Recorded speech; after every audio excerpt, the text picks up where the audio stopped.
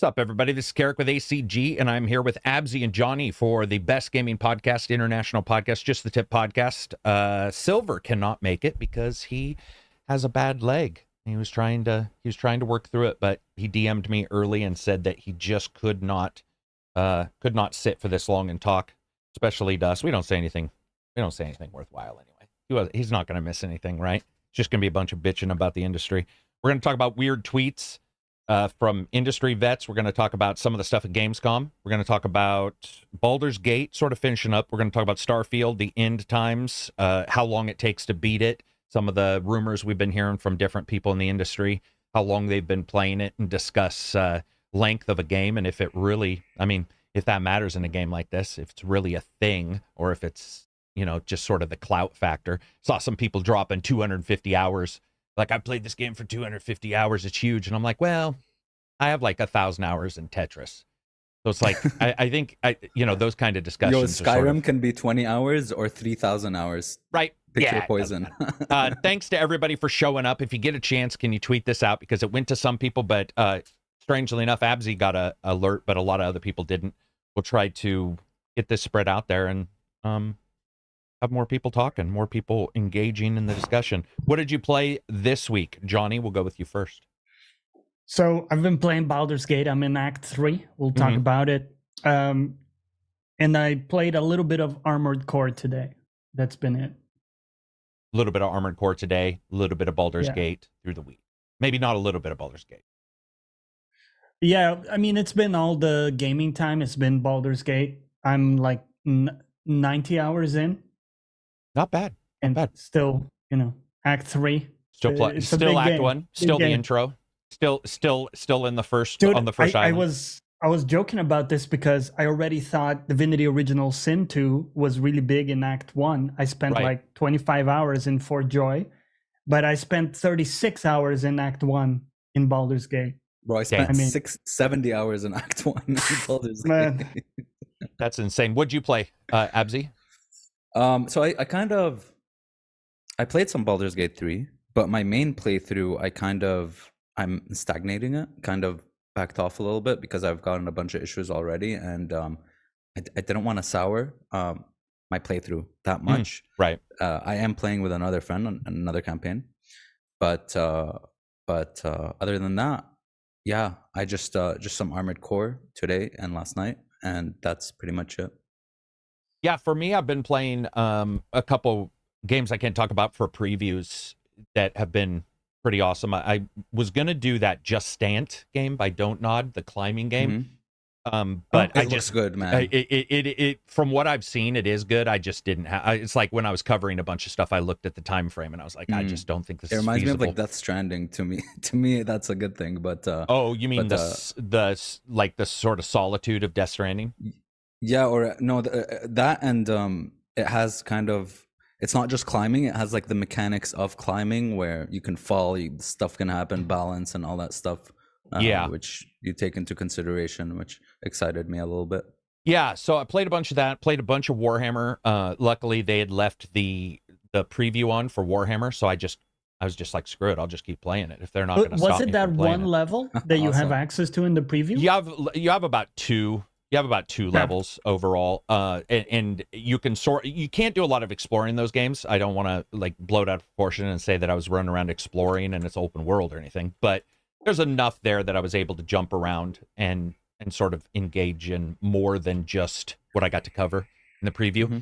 And you could see like the openness of the locations. That was pretty awesome. Yeah, they demanded that we do their footage, which in this case was good because in the past, some of their games I've covered and I've been playing it and my footage was better. But this time, for whatever reason, my PC footage wasn't so good and a little stuttery, where theirs was better. They still had some FPS issues, but in the past, I've been like, come on, guys. Like my footage is better than yours.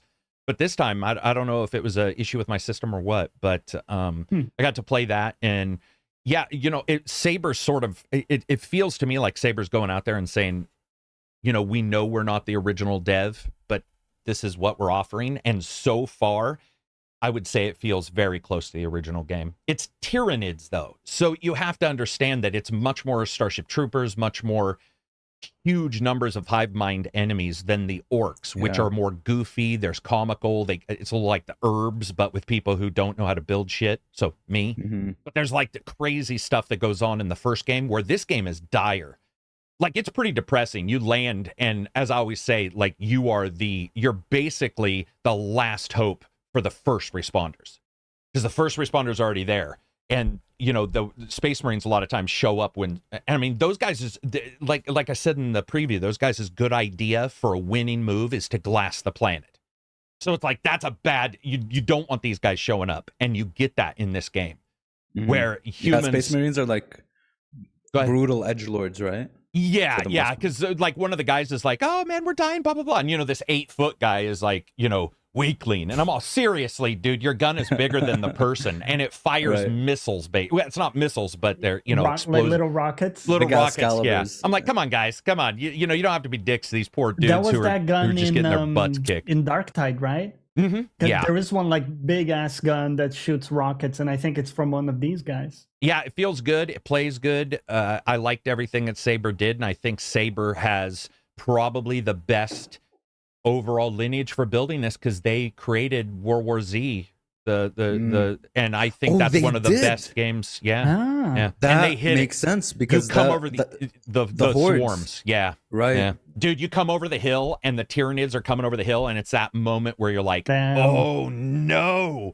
Yeah, and for a lot of Warhammer fans, it's probably the pinnacle Warhammer moment, because a lot of companies don't want, you know, they can't push that with their technology, and these guys can. That's Go ahead, awesome, because I was just gonna say, in Darktide, which is, you know, a kind of same universe, right? But a totally different type of thing.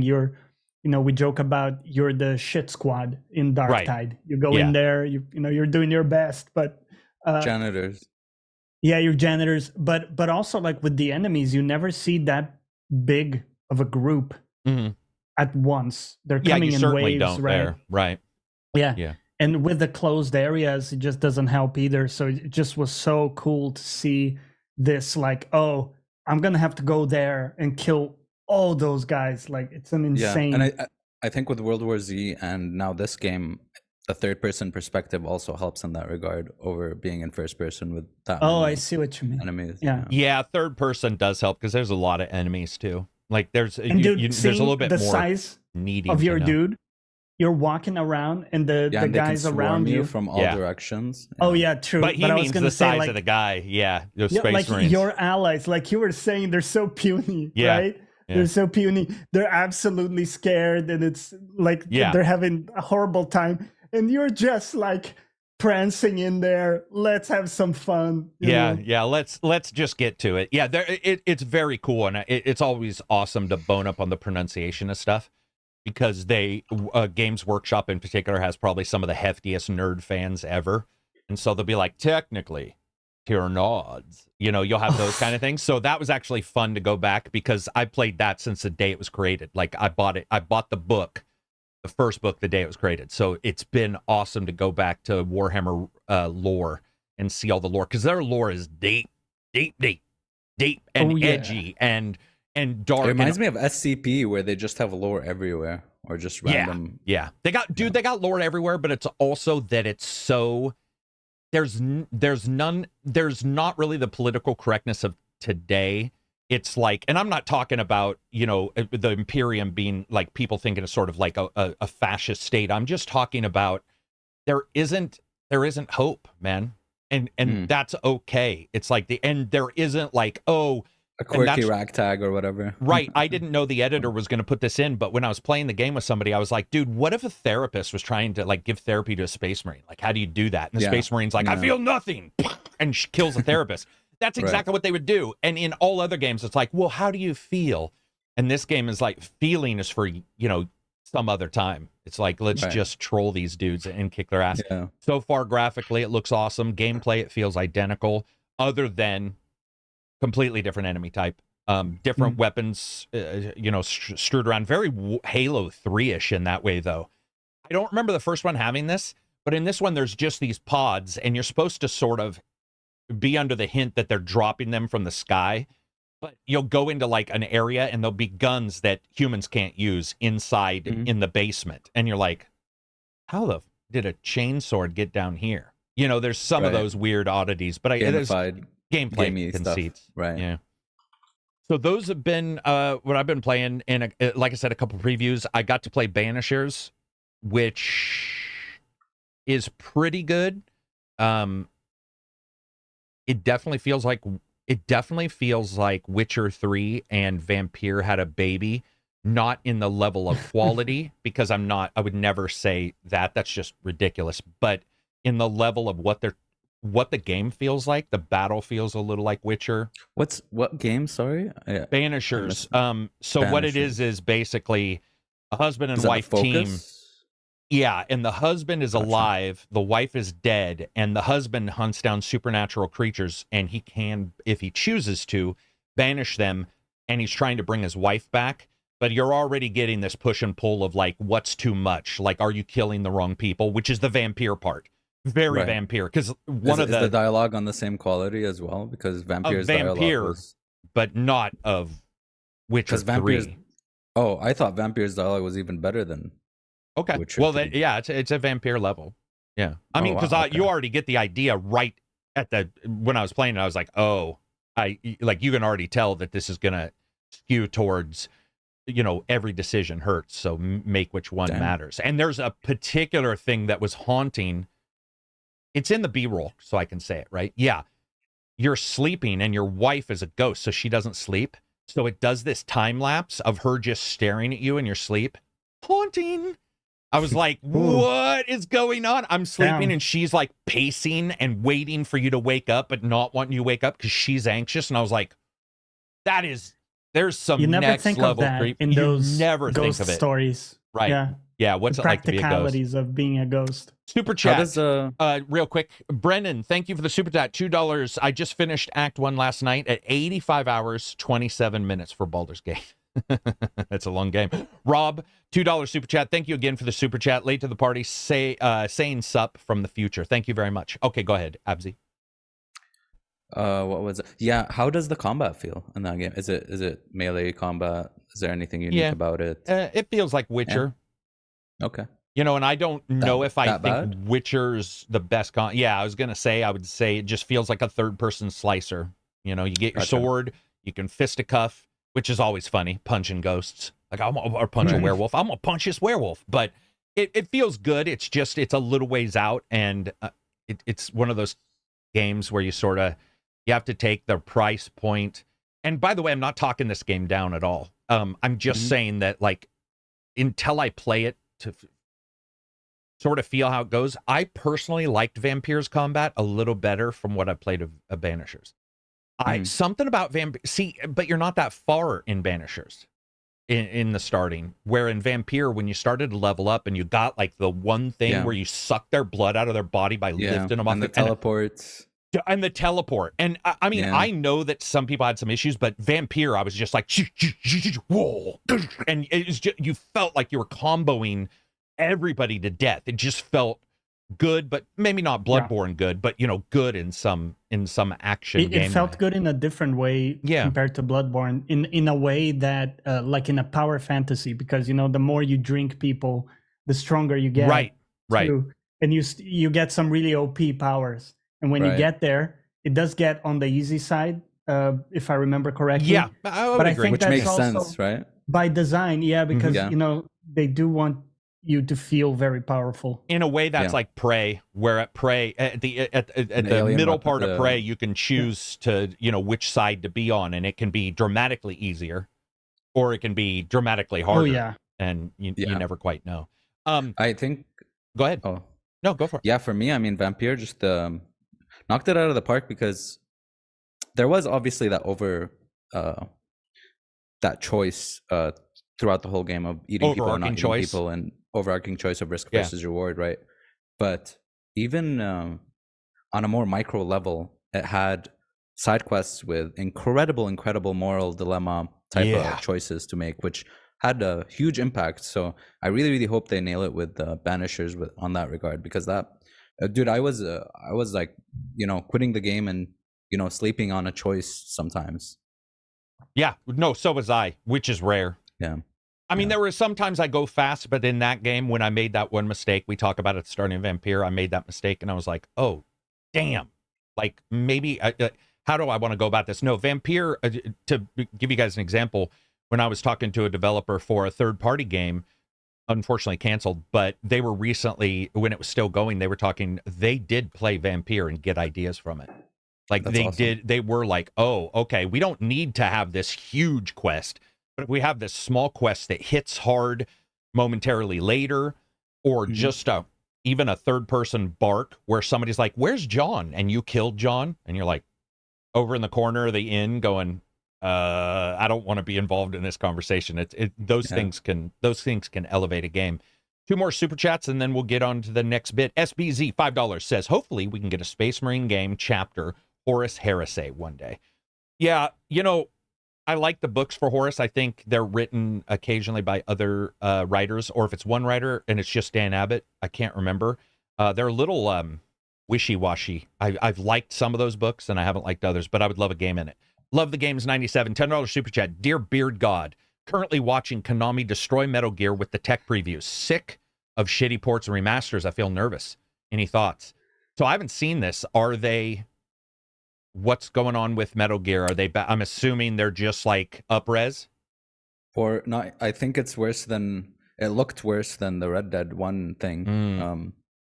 I think it doesn't... I don't know if there's a frame rate increase, but from what I saw, it was really bad. It had very low resolution, kind of like you're playing it on it's like you're playing it on an emulator. Even I think playing it on an emulator would even be better, look way better than what they're doing. Yeah, it's Konami. Yeah, I mean, I was also confused because they released several remasters of those games. There was one in the PS Vita era. There was one recently on the Switch, right? Right. And those I think are largely an up-res, touched up version. So I don't know what to expect from this one. I haven't read up what they're trying to do. I'll check on it. Remasters are I love them if somebody hasn't played the game and they remaster it. But to me, a lot of these remasters are just one small part. Oh, we're going to slightly improve the, textures, or we're going to get it running on new systems. Like, that's not really a remaster. I mean, if you go back and look at remastering of audio production, which is where remastering came from, and then later movies, they do a good, a lot of them put in some serious work, remastering and going back to the original. They replace all the textures with replacing textures. Well, yeah, but I'm talking about like movies where they'll go back and they'll get like the source, they'll find some film from, on a reel this big. Star Wars. Replace the green screen video. Dude, they do crazy stuff. Replace actors, like they replaced Anakin with they did. Yeah, they did. They did. I forgot about that. Yeah, they put his spirit. They gave him like a little a spirit moment. Thank you for the super chats, by the way, guys. It helps because everything's getting demonetized. I have no clue why. And somebody mentioned I cussed right at the starting of this day. Yeah. But you passed 1 million, so your life problems must have been erased magically, right? After right. Yeah. When you make 1 million subs. The trophy, so. Dude, that's the thing that's crazy is the watch time for reviews and everything is just so much greater and click time than for anything else other than something that pisses off a lot of review watchers, which is the trailer breakdowns. Those things do spectacularly well. When I did unrecord and I'm like, is this too good to be true? And I talked about it and I was like, no, it's not. Like this is exactly what we're hoping for from these new engine, blah, blah, blah. So that thing did gangbusters. And yet the people who like reviews are like, stick to your job. We don't like, that's why I've been trying to do previews, but some of them do terrible and then some do well. I just don't have that. I think a lot of people came for reviews because that's all we did. We even cut our Let's Plays we used to do from the channel, and I regret that. I regret removing them, but at the time, YouTube was doing the thing where if you had other kinds of content, they would remove you from the algorithm. They'd be like, oh, damn. They'd hammer you, and now it seems a little less of an issue. Do you find that if you make a preview, you can't really do a review? Like, it's like, does that hurt if you've already done a preview and then you do a review? No, you just have to be really honest on the preview, and you have to be, don't forget those AI reviews. Suka, you rock. They're my favorite content I've ever done on the channel. You can do previews. You just have to be really honest. And you have to, it's hard to talk about, like, I'll make a joke in my brain on a preview and then record it. And since I don't grab the transcripts or have a script, I can't look back. So sometimes I have to re-listen to the preview to make sure I haven't made the same joke. I'll be like, oh, because something will pop into my head that I find funny. And I'll be like, dude, this is hilarious. And then I'll listen to the preview and be like, damn it. I already said that. Oh, whoops, dropped my mint. And that it sucks because that's the big thing. Previews are fun to do, though, as long as the company isn't super, aggressive about it. I still have the first remaster of the Star Wars original trilogy, the THX digitally remastered. Yeah, when that thing came in, the big horn sound for THX. Oh, that was that was such a thing when I remember sitting in the theater the first time all those horns went off and just being like, oh, that is amazing. And that was like what, 7.1 sound maybe? Now it's like at 38.9 or I'm just joking about 0.9. I don't know what it is, but it's crazy. But anyway, yeah, thanks for those. How good is Starfield? Don't know. Starfield might be a streaming only game for the Twitch, Can May says. You could stream it. I mean, you can stream. That's the thing about streaming, man. You could stream Starfield, not requiring 120 FPS, And Games Pass went on to NVIDIA yesterday. I don't know if you guys have checked that out, but I gotta jump in there and check that out. Phil talked about it. Your joke about Yagami, what was his name in Judgment? Yagami's tight jeans in your Judgment review killed me. Yeah, he's got some painted on. That dude's for sure castrated. Yeah, there ain't no chance that dude's having kids. Like those pants are like Wranglers feel sad when they see those. And I don't know if you guys know what Wranglers are, but they're like the tightest pants in the United States. Like if you see somebody in Wranglers, you're like, dudes. Like the Bon Jovi, like just super tight. Where they're doing short breaths, they're doing meditation just to make sure their gut doesn't snap the jeans. Let's see. Let's move on from there and talk about Gamescom. Gamescom had a bunch of stuff. We had somebody jump on the thing and try to karate chop Jeff. He didn't, but it was a GTA guy. One more person coming up there and like yelling while on the stage. Yeah, I mean, security should be a little tighter. It's only twice, but yeah, security should be a little tighter for them. I don't know if you guys saw that. I always wonder, how does that guy even get on the stage? Because there are security people there in between. So yeah, they did react just a little bit late. Yeah, it's just, I mean, it takes a while for you to jump up. Yeah, I mean, so at an award show too, if you ever this is always interesting. So anybody who's listening, you should go check this out. But executive protection's really difficult at award shows for one simple reason. The presenter usually doesn't know who's winning. So if somebody gets announced, everybody who's checking has to make sure that the right person's getting up.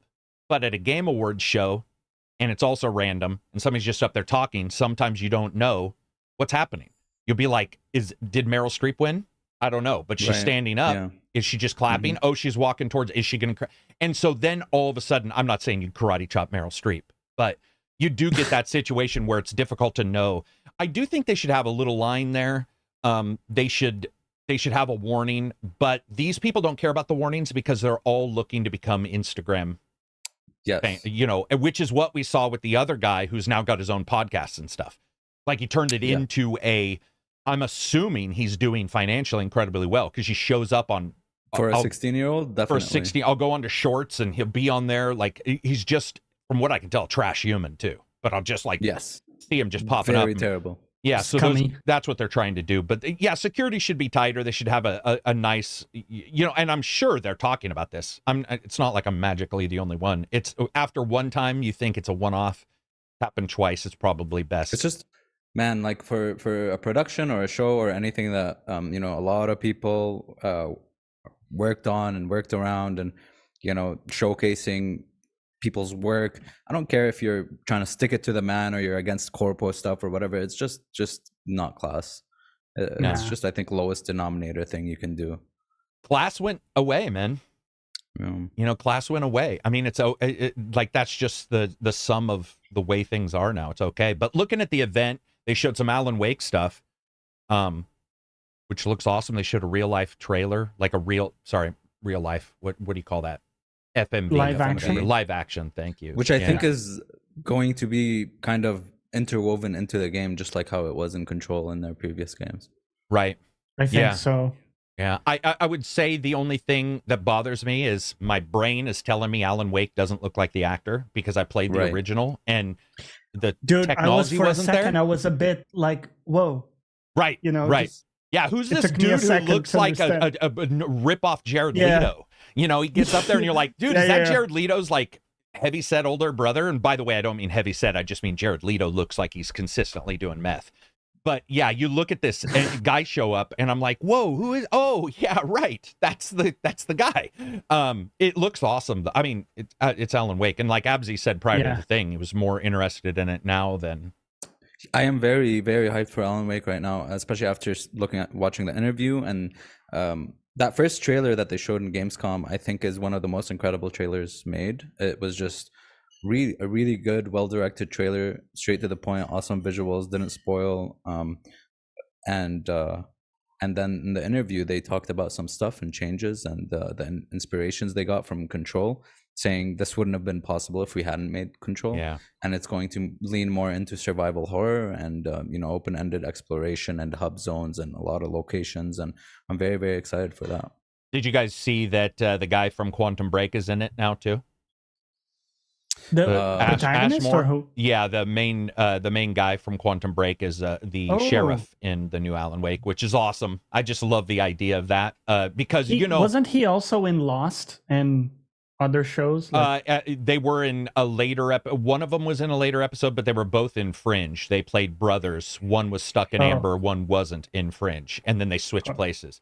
So because one is the X-Men guy, and the other is the lesser known actor who's in some other stuff, and they sometimes switch places. But yeah, it's very cool to see him in it, and it's also cool because we know Quantum Break is technically owned by Microsoft, that IP. Yes.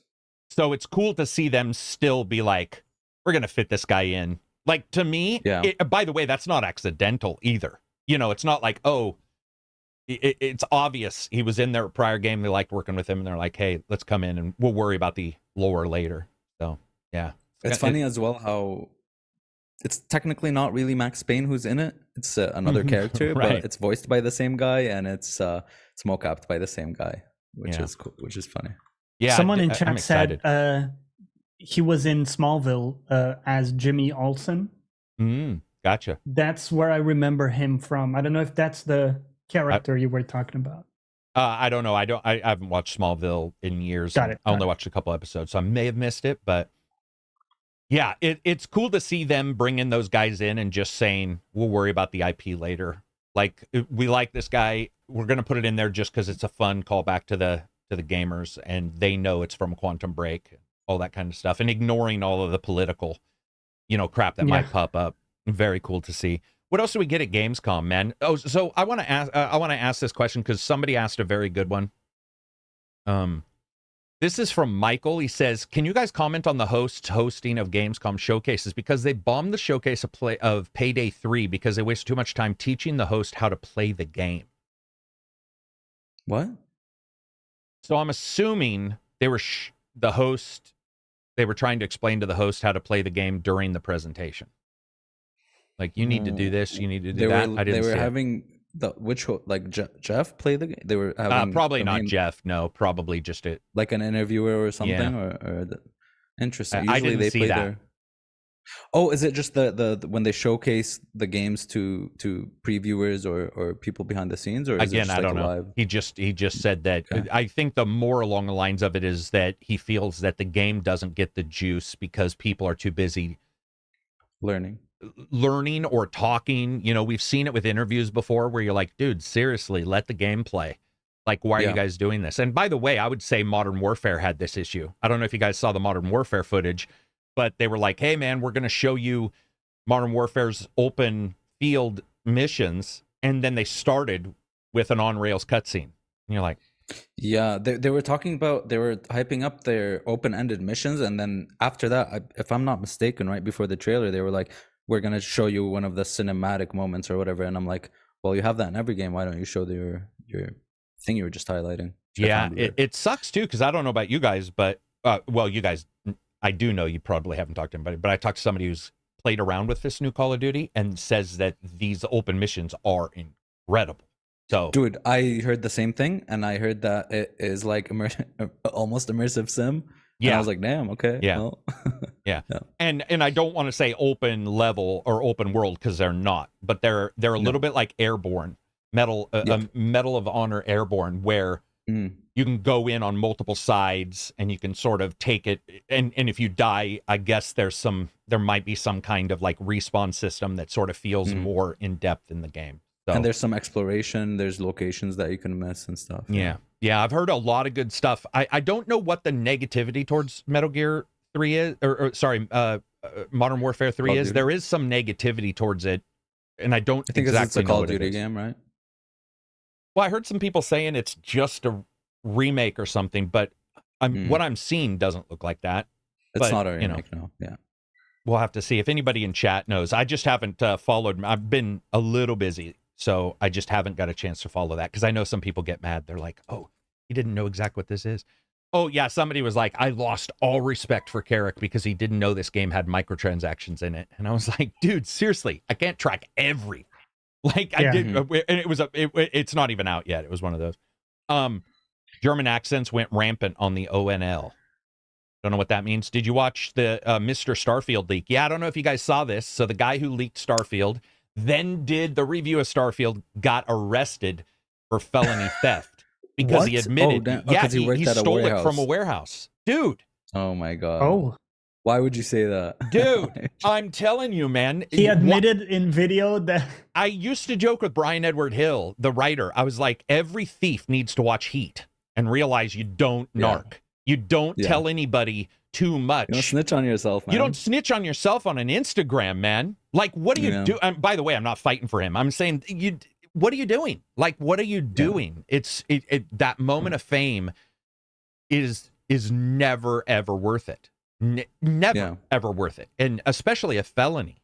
Like, you might lose your driver's license, which means you can't even apply for credit. It's like that can make you a non-person. It can be very difficult to come back, especially in the States, and depending on what state you're in. But yeah, so I don't know if you guys saw that, but yeah, he did a review smoking weed and stuff like that, which, by the way, I don't have an issue with, but that was the funny part. And thing I've ever seen, talking about all of his stuff, and then the very next day, man, his leaked video, I loved it so much because it put me back into like 2006, 2007. People playing "Let the Bodies Hit the Floor," on a speaker next to them. His wife is like tripping on shit and falling. He has a baby that's crying. He's videotaping on portrait mode, and he's bad at the game. And he was just like talking and shit. And I was like, oh, I feel right at home. And then in his review, he was like, yo, no offense, Todd, but your game is good. I was like, all right. Dude, it was awesome.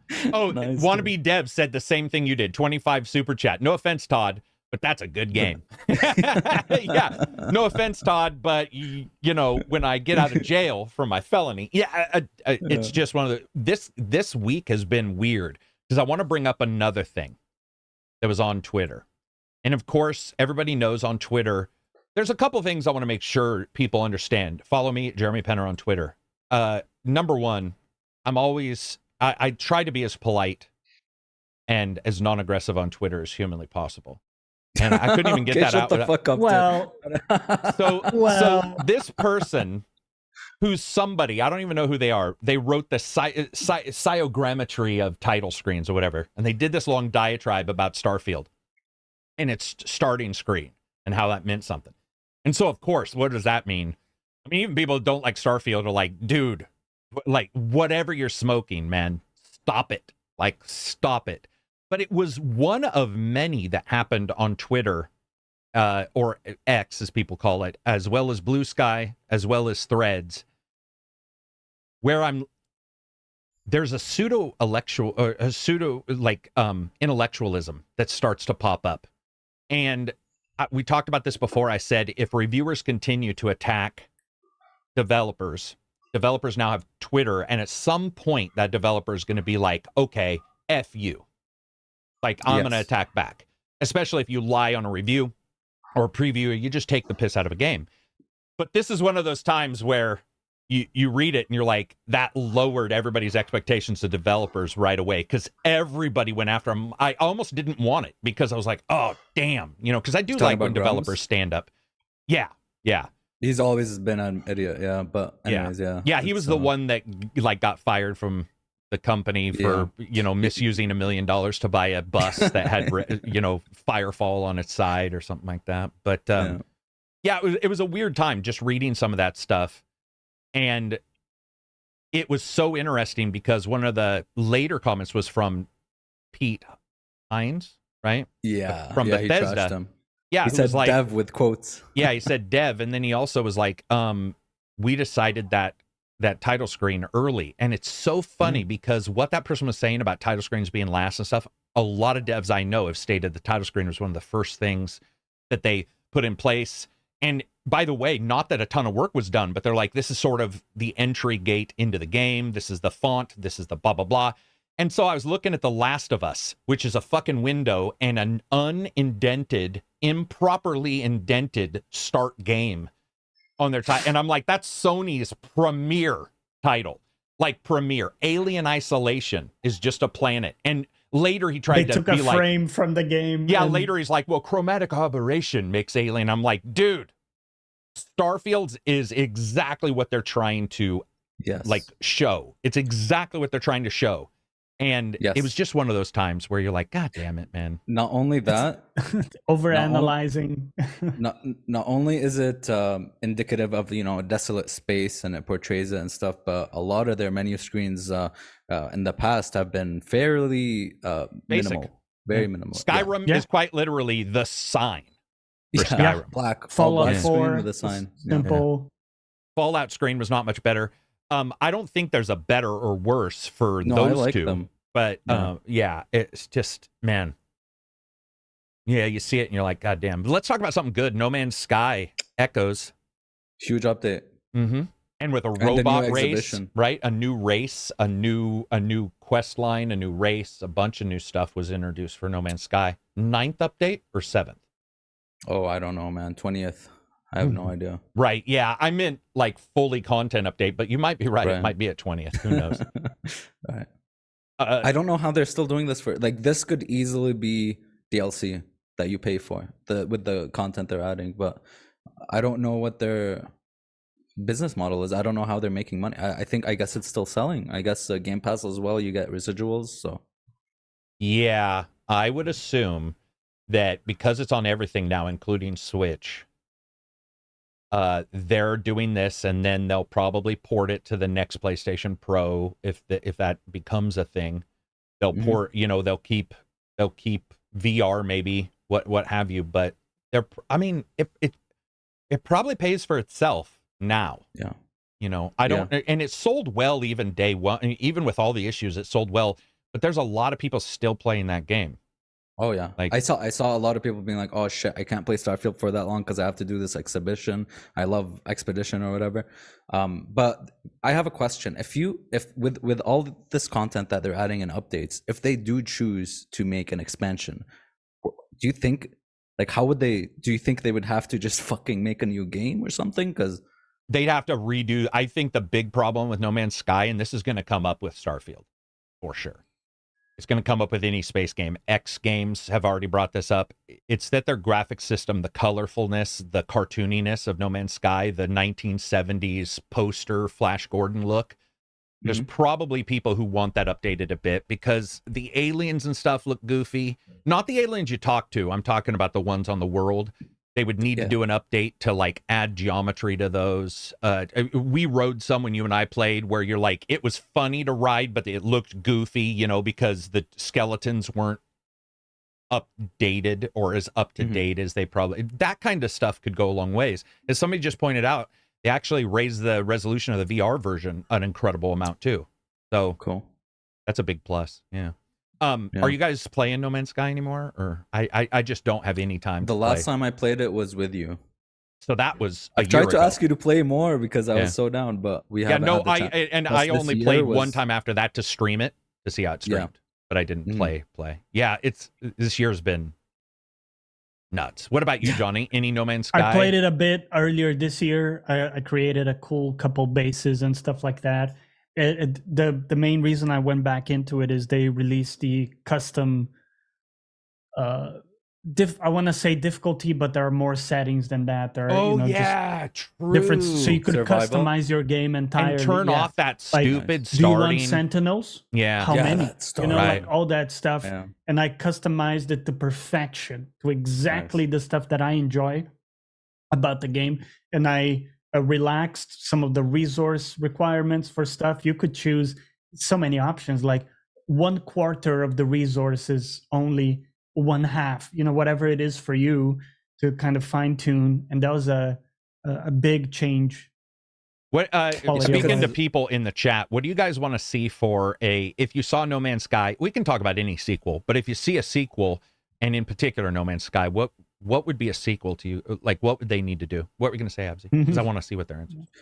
Oh, I was gonna say, responding to Johnny, I was like, that makes a lot of sense because there are so many different ways you can play the game and different avenues. Yeah. For example, when I was playing with Karak, I just wanted to explore and stuff and not even worry about building or resource management and stuff. So Our buildings replicated. Dude, we general just lack put down of care. 2 banks. We put Dude, 2 banks and it was a here. room barely big enough to hold the generator. We were like, Wow. done. Base is done. I see these see these amazing bases from other people, and I'm like, that looks spend so awesome, much but no way. time. Oh, do you? I have Not like me. a base on the top of a crazy mountain, and it's like, My shit I looks visited rough. some insane, like cyberpunk looking, Yeah, it's crazy. Underwater. SBZ, $5 super chat. However, beautifully created main menu screen is a nice extra. I think he's continuing the discussion. Stranglehold and Brutal Legend main menu are my all-time favorites. Well, one of my favorites is Mass Effect, and it's the word Mass Effect. But it's just awesome music. Brett Moore, $2 super chat. He just says super chat. Thank you very much. No, go for it, Johnny.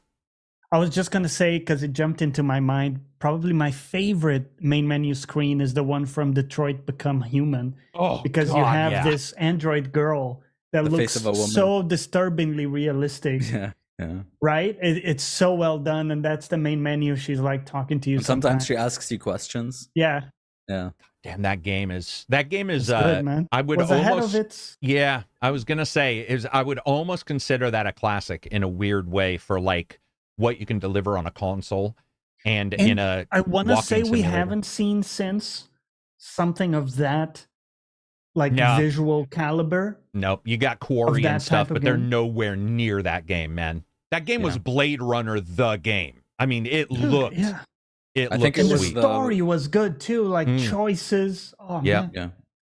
I think it was the best of its kind, the best of those types of games. Yeah, I mean, because it put it all together. It wasn't just graphics. That's a nice thing too. Was that, and despite some people disliking him as a writer, he did a good job. People are talking about the updates to No Man's Sky, and most people agree. Graphics would be. It'd be cool to be able to command resource gathering deployments from a mothership. Yeah, I agree, and I would assume that's either going to be a DLC, but like more varied outposts. More varied outposts, and locations. Their towns are terrible, man. Their towns are my towns. Like, that's a town I would make, where you land and it's 2 nipples, the nipple-looking silos, and like 1 box that you go in and learn a word, and you're like, all right. More streamlined menu. A lot of times I get confused adding mods to my weapons. The UX Hell yeah. of the UX is all over the place in that game. Yeah, in No Man's Sky, it's just Yeah, I mean, and what's funny is that's fixed. That's their fixed version. Oh yeah, they redid the UI. UX. Yeah. Okay. That is their improved user experience, and it is still trash. It has, by the way, they added levels. Specific menus for crafting and things like that are way better than what you had to do before. But yeah, still the main menus are like, it's like nested menus within menus to get to something to change it and stuff. It's ridiculous. And then it's one of those games. Yeah, I'm not gonna say that. It's just that when we go into the future with some of these games, the X series of games is probably gonna have a sequel, and Space Games, Starfield, all this stuff. Where when they introduce a lot of stuff, man, you got to be good with your UX, because if you're not, that is a barrier right there that maybe you don't want the gamer to experience. You sort of want the gamer to slip into it easily. And as somebody who's played No Man's Sky, Destiny 2, it doesn't matter. I don't slip into them easily. And I've already played them. And I'm still like, what was the carbon plus nanotube plus graphene sheet, and you're just like, oh God. That's actually sometimes keeping you from coming back to that game, at least me. Yeah. Because you kind of have to relearn, how do I even get into the crafting menu? Like Abzi says, it's 3 layers away. And once you get there, it's not bad. It's a new menu. It works okay. But yeah, it's very layered. More people saying they updated the VR graphics. I wish VR was taken off, but man, VR is stymied. I tried that game in VR, guys, but I gotta tell you, controlling the ship never felt good. Right. I don't know if maybe it was my setup or the way I was going about it. But for people here in chat, you can actually control like the thruster that you see in VR with your hand. So you would kind of put your hand where it is and press a button and then drag it up or down. But it was kind of sticky, so it wouldn't be like accurate or responsive in a way. That kind of felt. And there's no, I have a joystick, a Warthog, say take Warthog or something like that. And it's like, $250. I don't even know if it works on the new systems because it's so old. But it's got like 85 switches, and it's even got tabs, indents on all the throttles so you can feel it click when it goes to 10, 20. You can't do that with VR. You're holding it in the air. There's no force feedback yet. Yeah. And so there's a vibration and stuff you can add, but it doesn't work as well. Yeah, most people are saying that that's what they think, is that an update. Some people would like, more the ability to connect things more. I think all that. How would you like? Oh no, he's talking about. How would you like 1,000 planets of content crammed in one dense megacity? I expected Cyberpunk to do that. I did expect Cyberpunk to have more. We'll leave it at that. I expected Cyberpunk to not be so hollow. I expected a lot of the things they put for world building purposes would be actually usable or actually have an effect. Yeah. Everybody in chat, what's your favorite UX in a game ever? And what I mean by that is not the UI that you see, but the UX, the experience. For example, going into the menus and being able to mess around. Clicking around, right? I'm trying to think of what my favorite would be, man. There's a lot that I don't like. Yeah. I think I noticed the ones I don't like. Me. Yeah, same. It's the type of thing you notice when it's bad, mostly. Yeah. But what stood out to me was Weird West, because it was just very intuitive, especially right-clicking to exit menus is one of my favorite things. I think a lot of games should. And I can't. And that was the one with the awesome sound, right? Wasn't it when you switched tabs or something? It had a great little sound effect. Yeah.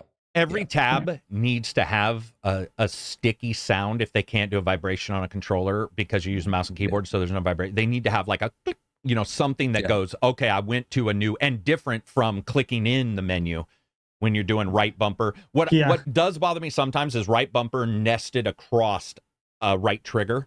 So you're like right bumper, right trigger, right analog, and after a while you're like, all right, what, where, which one? And then you switch menus. Also, soft menus suck. I want the menu to be instant. I don't want to see your fade in. I don't care about your graphical finesse. It's a fucking UX. It needs to be, the user experience needs to be as humanly high as possible. And a fade in, it's why you don't see fades on YouTube anymore. Almost everybody's gone away from transitions to like quick cuts, because it's like, why merging two things? It's like, that's for a movie, dude.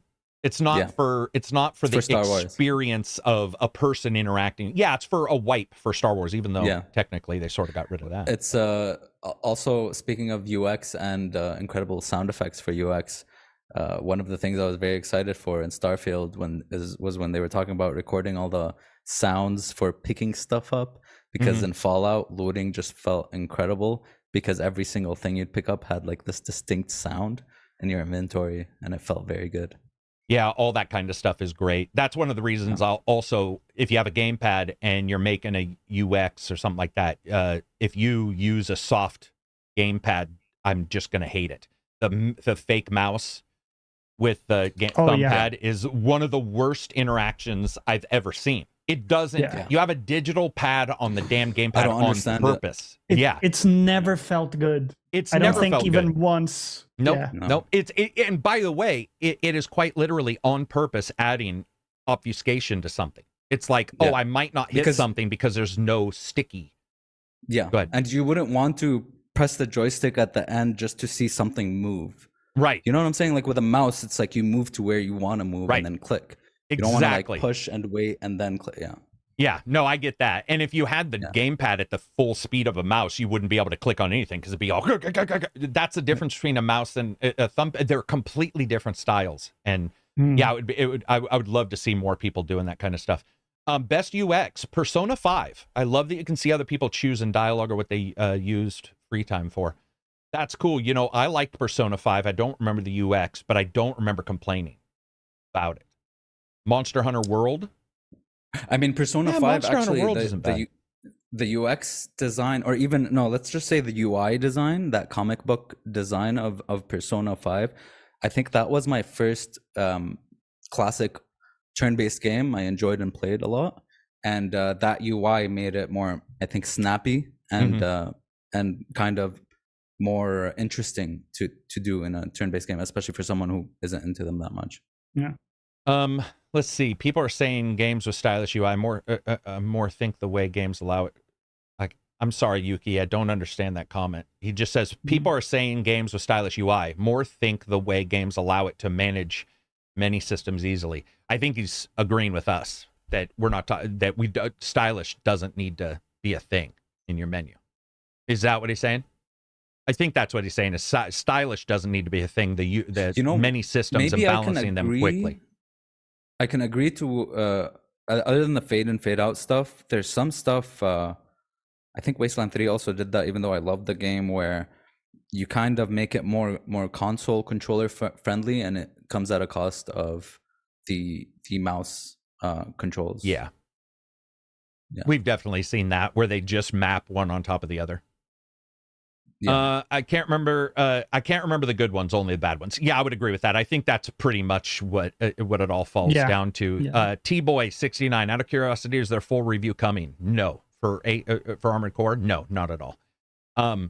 You did do a short. I did a short. Right? You did a 1 minute. Yeah, I didn't have any time. I liked the game. I do have distinct issues with the game, but it was just something had to give. And I figured with Armored Core, that was the one that probably I could just tell that like people were talking about it, but not, it was like the people who thought they were going to like it were probably going to like it.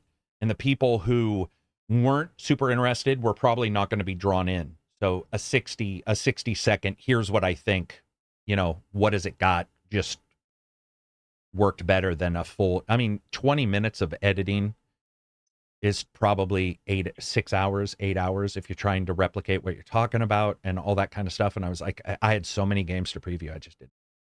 But we can talk about Armored Core 6. Good game. What'd you like about it, Abzi? Because you're playing it. You already have a bunch of hours, right? I have around 6 hours in it. Honestly, I think Armored Core is a game that knows what it is and does what it does very, very well. And it's not trying to be anything more than that. It's definitely one of the most unique and amazing combat I've played. I've never played a mech game before, other than an incredible game on VR called Vox Machina that you told me about, which is awesome. Awesome. Yeah, it really feels really good. But it's my first ever mech game, and I just love. It just seems like it has a high skill ceiling. The movement feels very good, and there's a lot of things you can do in the movement. Like they give you tools, and you can use those tools however you like and do some cool shit with it. I think the customization is amazing because, there's a lot of stats, but the cool thing about it is that I think almost every stat, if it changes, you feel it in the gameplay. Like the different mechs you build feel different and play differently, which I really, really enjoy. And the third highlight for me is the music. I love the music in it, the kind of the feel, the dystopian future with the really cool synths and bass sounds. So let me tell you the one big aspect I have that it seems like we disagree on. I felt there were two problems with that game that stymied me throughout my playthrough. One was when I was upgrading equipment, their narrative blurb never stated what it did. It was generic. So it'd be like, Brebolt Industries makes some durable stuff. And you're like, okay, I get it. But what does that mean? And you look down and you're like, okay, AR plus EN plus AP equals, and I think that could have been clarified a little bit now that we've seen the Dark Souls and the Elden Rings. I would have loved to have seen the word there, because they had a lot of abbreviations for no reason. Yes. Where the EN word, and AB and... yeah, they could have just said here, for example, EN means what? And people will, right, but people will play a game, they'll do a tutorial for a second, they'll forget what that means. They want it just there so it burns in a little bit. I would have loved to have seen a fixing of the narrative blurbs in particular, because they got really generic. And then there's a lot of factions and corpos. And there's a lot of factions and corpos. That would probably be the only thing I mean, there was some graphics issues, but ignoring that, I would say the main thing was just upgrading your mech would have been cleaner. Also, on the mouse and keyboard, I don't know what you're playing, by the way. I'm playing on controller. Holy crap. With the mouse and keyboard, if you're trying to scroll down through an upgrade system and you slightly move your mouse right or left, it'll shift to the next category. And oh shit, okay. I gotta tell you, I was playing it going, what? Why would I put an arm on my shoulder? Oh, it switched to arms again. Back to the arms, or back to the shoulders. Scroll down, slightly move your mouse. And it sounds dumb, but we're talking about UX, so I just want to point out that, of course, that would have been great to like stick it and be all.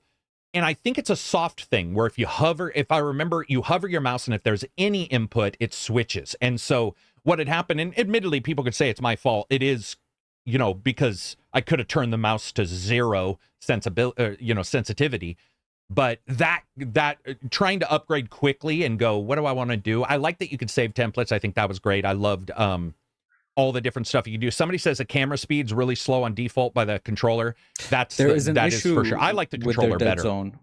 Yeah, there's an issue with their dead zone, but I would recommend going into Steam settings and turning on anti-dead zone so you can correct that. Move it to like around 7,000 is a good number for most, and that fixes that issue. Yeah, I like the controller play on that. I had no issues with it. I turned up speed a couple places. It made sense because shoulder button shot the right shoulder weapon, left shoulder, Yeah, and on a mouse, even if you, like me, have, the Gennaro extra buttons, they're not as whatever as a claw hand on a controller. That is the one positive, is a claw hand on a controller. You got those, everything's just sort of a little bit right there. But yeah, it's good.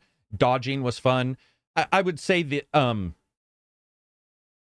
there were some things about that game that I do believe they could have improved. The animations for enemies were really rough, especially if they're not mechs. Helicopters, tanks, all that kind of stuff was really rough looking. You'd see a lot of them just saddling sideways, a little bit like you can slide sideways, but the tanks were doing it. They didn't really track well. But overall, I would have liked more destructibility.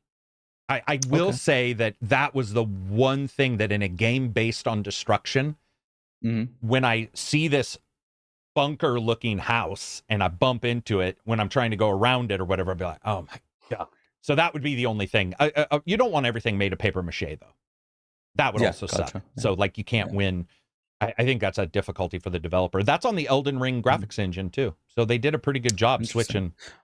One of my favorite things about this game in particular is being stuck, for example, on a boss and being very difficult, and either pushing through and being good with what you have, or what I did was go back out, go to the assembly, and build around countering that boss, and just made the fight very easy for myself, which was just a really great feeling. It was a boss that was mostly on the ground, and I was using a ground-based mech, and then I made like a grasshopper jumpy mech that I could just jump over him and shoot him from the back and keep jumping over him to counter him. But then in the mission right after that, I used that same mech, and there was an AC that completely destroyed me because he outmaneuvered me. So it's really cool what you can do. I guess it's kind of like a soft difficulty slider, is like using your build to your advantage.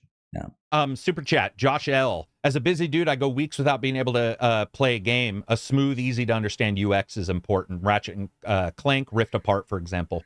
Yeah, that was a good one for sure. A good game too. By the way, terrible title screen. I don't think it's terrible. I'm just saying it's just like these others that people complain about. It's the title. The physiognomy. Yeah, I started calling it the physiommetry. The most pseudo-intellectual it's terrible thing you can say in the world. It's one of the most, when you read it, you're just like, here we go. SBZ, $10 super chat, last derailment of the day. Bathroom. Congratulations on the 1 million subscribers. Can we see the gold plate, please? Yeah, I can grab it. Johnny, so real quick, Gamescom, E3. So there's E3, Gamescom, PAX Prime, PAX East, West, North, PAX Ubisoft. I have no clue. But you got all these events. Are there any events that you actually seek out to watch? Did you seek out to watch the Gamescom? And I can hear you. I'm just going to grab the... Okay. I think it's in a bit of a weird place now with some of the events not happening or happening differently. I did like the summer show that we saw. I thought that was well put together. I like the Xbox show we saw. I think that people are catching on that we like looking at stuff without much interruption, and like give us the trailers if it's gameplay that's preferable. And you can tell they know that now because they mention that as a positive. Yeah. You'll hear Jeff and other people say, here's a pure gameplay trailer, and they will say it as if it's a huge positive. So they understand that, we like that type of stuff now. So I think events are going towards a good direction. I'm trying to think if there's a specific one that I seek out. What about you? Is there like one you're... No, I mean, I used to seek out the E3 opening day because I love the 2-hour presentations where they cover a bunch. I wasn't as like a lot of other people, Hang on. Is that in my headset or is that outside? Do you guys hear almost like a feedback sound? I didn't hear it. No. I think it's outside. I think it's my neighbors. I like the events that are long. I don't have an issue with them, except for the Kinect one for Microsoft, which was one of the most egregious, odd things I've ever seen. Milo, was it? Oh, with Peter Molyneux. Somebody backing up. God, it's that bing, bing, bing. By the way, real quick, that's the gold. Oh, 1 million. Thanks to you guys, by the way. Thanks to the people on the podcast who always show up, and thanks to the watchers, especially with everybody demonetizing everything. At least I got 1 million subs. Well over 1 million. We went up like 80,000 in the last month. Damn. Yeah. Yeah, it's definitely it went really fast. It's all because of Asmongold reacting to your video. Yeah. Don't I wish? Because then it would have started earlier. But he did react to one. I did get a lot of people posting about that. Oh yeah. I guess he gave some kudos during it. But yeah, no, it's awesome because I think it does help. Regardless of anything anybody says, it helps a little bit that I also don't do a bunch of clickbait stuff. But what I meant was it helps when you have a bigger, when I'm trying to request games, if you're over 1 million, you can say, hey, there's at least 1 million people at one point who subscribed. That's something like universally more people accepted. Would watch, but yeah. Well, yeah, it is. It's like it's more like as a number. Mm-hmm. Yeah, it's almost like when you hit 100,000. But also when you hit 1 million, club now, you also get a bunch of people who are like paid for blah blah blah. Like the moment you go over 1 million, people are like, oh man, now he's a shill. Yeah. Speaking of shills, I did have a question actually. Sorry, before you move on. So we were talking about events and stuff like that. Oh yeah. In this one, we had like a cinematic or live action trailer for Starfield, which I thought was really cool. I thought it was well done and sort of inspiring and a cool, presentation and everything. But I always question, what does it really bring? And we also had one for Fires of Rubicon, Armored Core, with the actor we really like from The Boys and Judge Dredd, Almost Human. I forgot his name right now. He was in a trailer for Armored Core. But I always wonder, do these live action trailers do anything for you guys? What is kind of the point? Because they're not really reflecting the game, are they? Is it just like hyping it up and getting into the theme of the thing? What is it? I think the objective with those is to depict kind of the emotional or atmospheric vibe of the game more so than the game itself. Maybe just showing off a certain feeling from the game that you would possibly get that they couldn't show otherwise or something.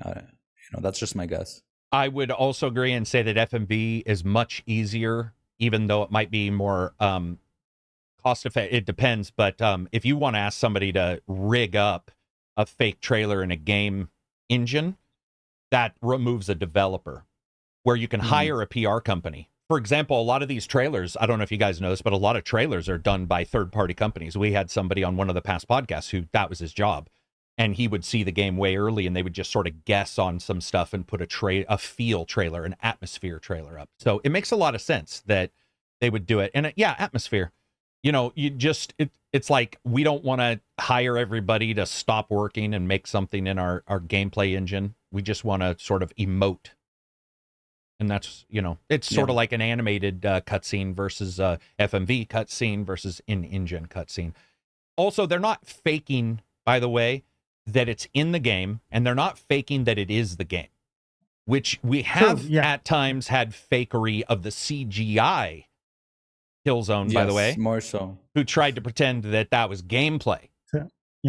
Because if you're seeing an FMV thing, you're like, okay, this is not.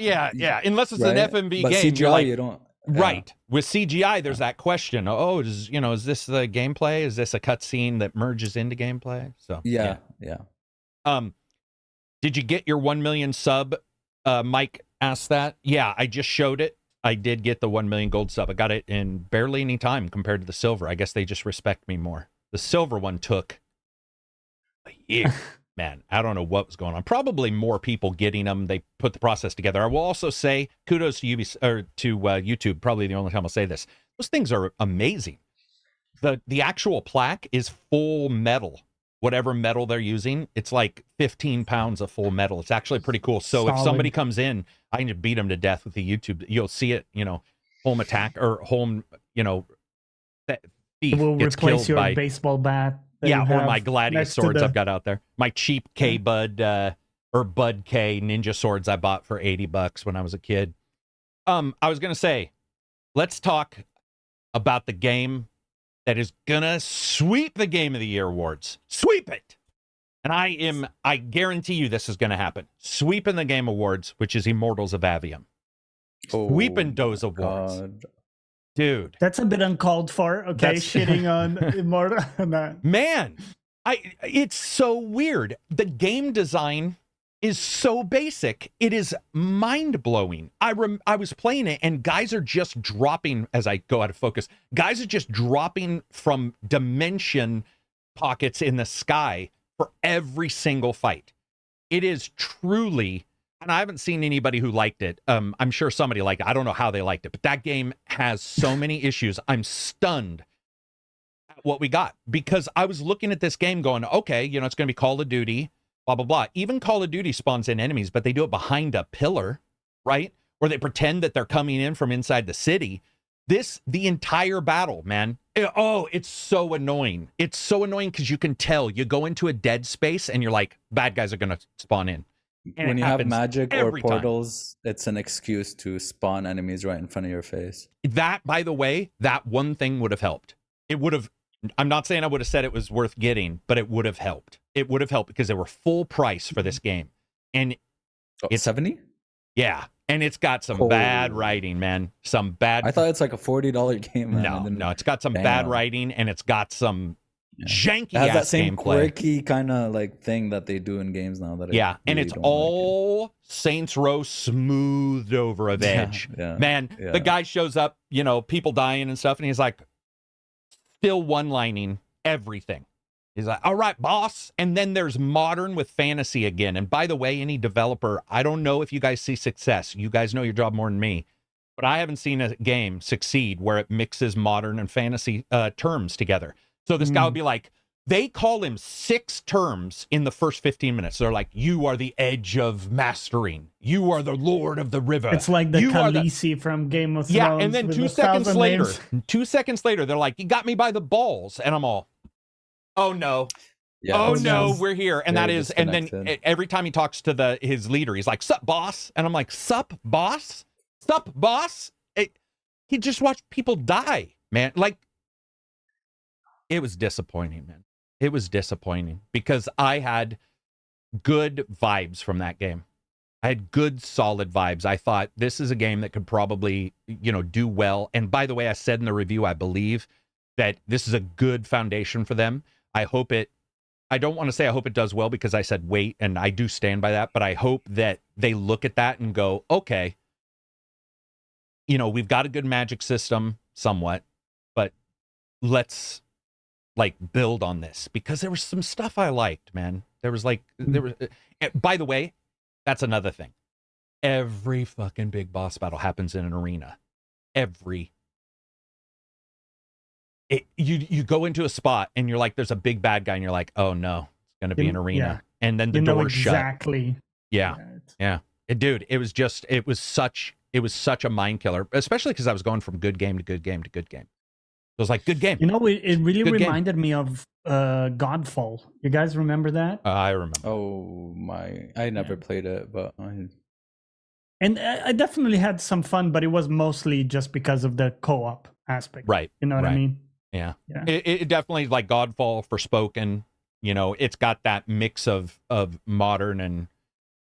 I don't know what it is with the brass environments, but it just makes it feel a bit generic. Absolutely. When they overuse it this much. Yeah. It reminds me of Too Human, which did a better job, by the way, with their environments, but they went tech, with Greco-Roman and Viking. And so the one with the Viking, the Viking future, ice skating Vikings, and so, but they nailed the armor and stuff. And this, your armor, everything's generic. Like it's generic fantasy 101. And by the way, I mentioned this in the review. It feels like a Netflix show, and it even starts like Game of Thrones. It has a very Game of Thrones cutscene at the starting, where instead of empires being built on a board, it's them fighting and magic glowing and growing wherever they are. And it's that's the way the entire game felt. I was like, oh, this feels like not a movie Lord of the Rings, a TV show Lord of the Rings. This feels like not a movie Star Wars, the TV show, even though technically the TV shows for Star Wars, some of them are really good. But yeah, it was too bad, man. It was too bad. Either one of you guys get that? No. Anybody in chat get Immortals of Avium? By the way, also, bad name. Yeah, it sounds like a food, Avium. It sounds like Immortals. It's just a lot of game. It's a very game. It's a very game title that a lot of games. You mean? You know what I mean? Kind of like. Yeah, title thing, Rising, Immortal, fucking true stuff, Infinity. Yeah. Beyond. Well, dude, and we're getting it a lot where I think people are just running out of terms, man. They're just like, the bad guy of the battiness, and you're like, man, I don't know if that works. And that's what I said in the review, is it reminds me of the Lego movie where he was singing "Everything is Awesome," and he was doing it to show that the world was generic. Everything was, there was no edge. And this game really is like him just saying, everything is okay. Everything is pretty cool. And that's the entire game. The entire game is that Lego song, but neutered down to remove its edge. But it's not like the game doesn't take itself seriously and it's making fun of itself, or like it's self-aware. It feels like they are very much taking themselves seriously, and that's why I think there's a chance for a sequel, because if they remove that and they're like, let's rub a little edge on there, let's be okay if somebody gets mad because we're more dire or more whatever, I think it would be okay. I really do. And Gina Torres is in it. She's cool really from Firefly. I like her and everything. She was good. She was not to be rude, but she was the only one with good writing. We'll put it on the writers, because they can't get mad because they're in the picket line. Blame the writers. But she had, pretty okay lines. Yeah, I don't know, man. It was just sad. It looks like a lot of people aren't getting it anyway, so we can move on from there. Starfield Finish Times. So we had Pete Hines, I think, had said he's at 150 hours. I think Phil Spencer said he was at 250, jumping around multiple characters, that kind of stuff. But I do want to point out that I don't know if that matters, because especially not in a Bethesda game. And not only that, but I mean the people talking. They work for the company, and they're testing and they're giving feedback. I just want to point out that it doesn't mean a lot. And we've seen some of these people say, I played 150 hours of Saints Row, the new one. And you're all right. I mean, even Pete Hines said that. He's like, the way I'm playing is I'm critiquing the game and testing it and stuff. And yeah. It's not, Yeah, I just think it's good for all of us to know where somebody's coming from. And by the way, this is not saying they were PRing. What I'm saying is that they're a different entity than you and I. And it's the same with a reviewer. When a reviewer says I played, even myself, when I say, hey, I don't get a chance to go back and play DLC, that is directly an impact of what I do. And you have to take it all into context. And I just want to make sure people listening aren't like, oh, everybody's going to get 250. I mean, that wasn't even true of Skyrim. I do know a friend who played Skyrim for 50 hours, beat it, and never really returned, but liked it. And he liked the main story more than I did. Bethesda games give you how much you put into them. Yeah. Basically. Yeah. But a lot of games, I mean, just like realize who you're listening, who's talking. It's the PR guy who tests the game. It's the CEO who runs all of Microsoft. He's going to be playing it's not a that. Consumer. Yeah, it's not a consumer. It's not. And we just have to see. And it's not a game tester. It's not. Yeah. It's not. And even when it comes to me, it's not a reviewer. There's going to be some adjustments to, and everybody's different. Bob, $2 super chat. Late, but Halo Reach's UX was really smooth. Man, I know everybody likes Halo Reach. I couldn't even tell you anything about Halo Reach. I forgot the UX. I didn't. Yeah. Really, all I remember from Halo Reach mostly is the ending that I really liked. Mm-hmm. Yeah. And that it was darker as a, as a series. There's other Spartans and stuff. You weren't for a while until they start getting rolled out by sniper shots and, which I think is people cool. Start dying. Mm-hmm. Yeah.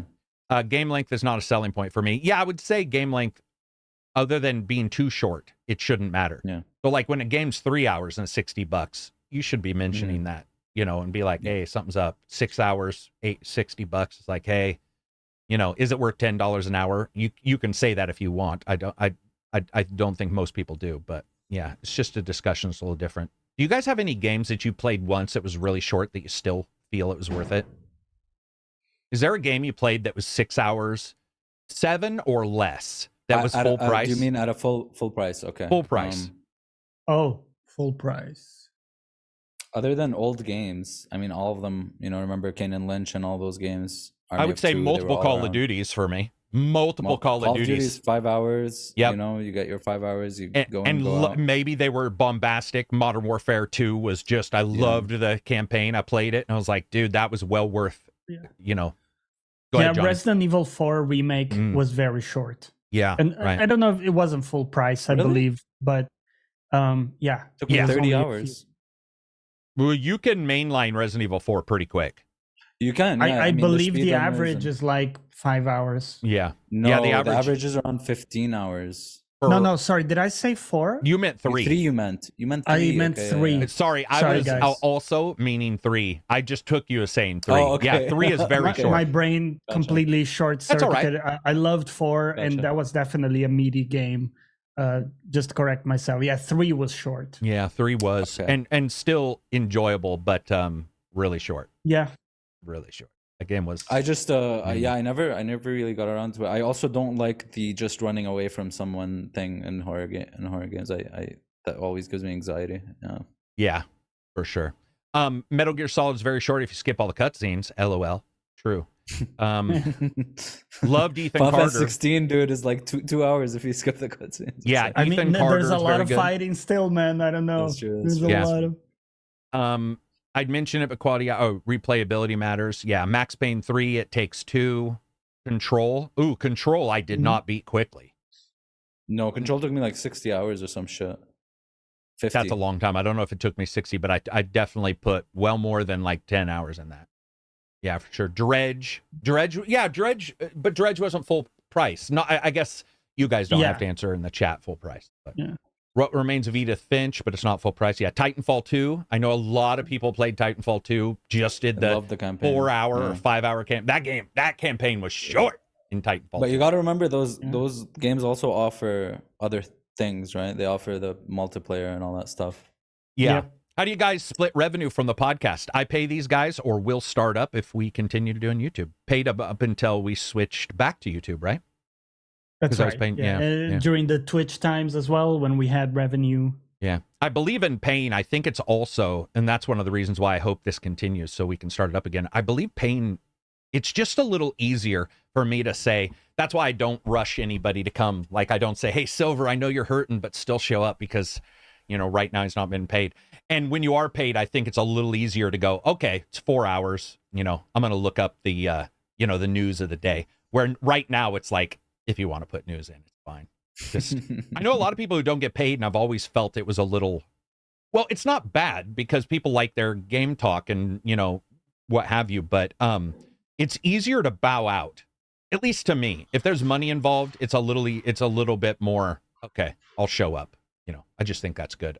They said Starfield has a new game plus mode. Do new game plus modes interest you guys at all? Yeah. Very little, very, very little.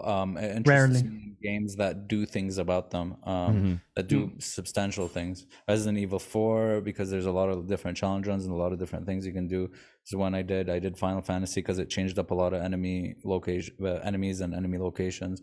I haven't done many other new game pluses really. I don't know about you guys, but does it feel like new game pluses just most of the time are like they're sold as something that I don't care about? I care about that first play. New game plus is like ice if I liked it. But if I didn't like your game in the first place, why would I want to play until there's a new game plus? And we see a lot of companies who are like, we have a new game plus and it does this and that. It's like, and even let Johnny go just for a second because he hasn't said anything. That's all right. Go ahead, Johnny. So I just wanted to say, like, for me, so much of the game is my progression of, you know, from zero to hero, right? Acquiring weapons throughout my playthrough, you know, creating a build, all this type of stuff. Right. At the end of the game, you normally, most games, you already have that figured out. And then to go into a new cycle of the game, it's kind of like masturbatory in a way. Like you already have the thing and you're just, you know, going through the motions. There isn't usually something new. There are some exceptions like Neo, where it's almost like the game really starts in New Game Plus, because some builds you actually have to complete like the full game to get the build going, right. And then you have a build, and now you play through the, you know, the whole game again, New Game Plus, and it's completely different.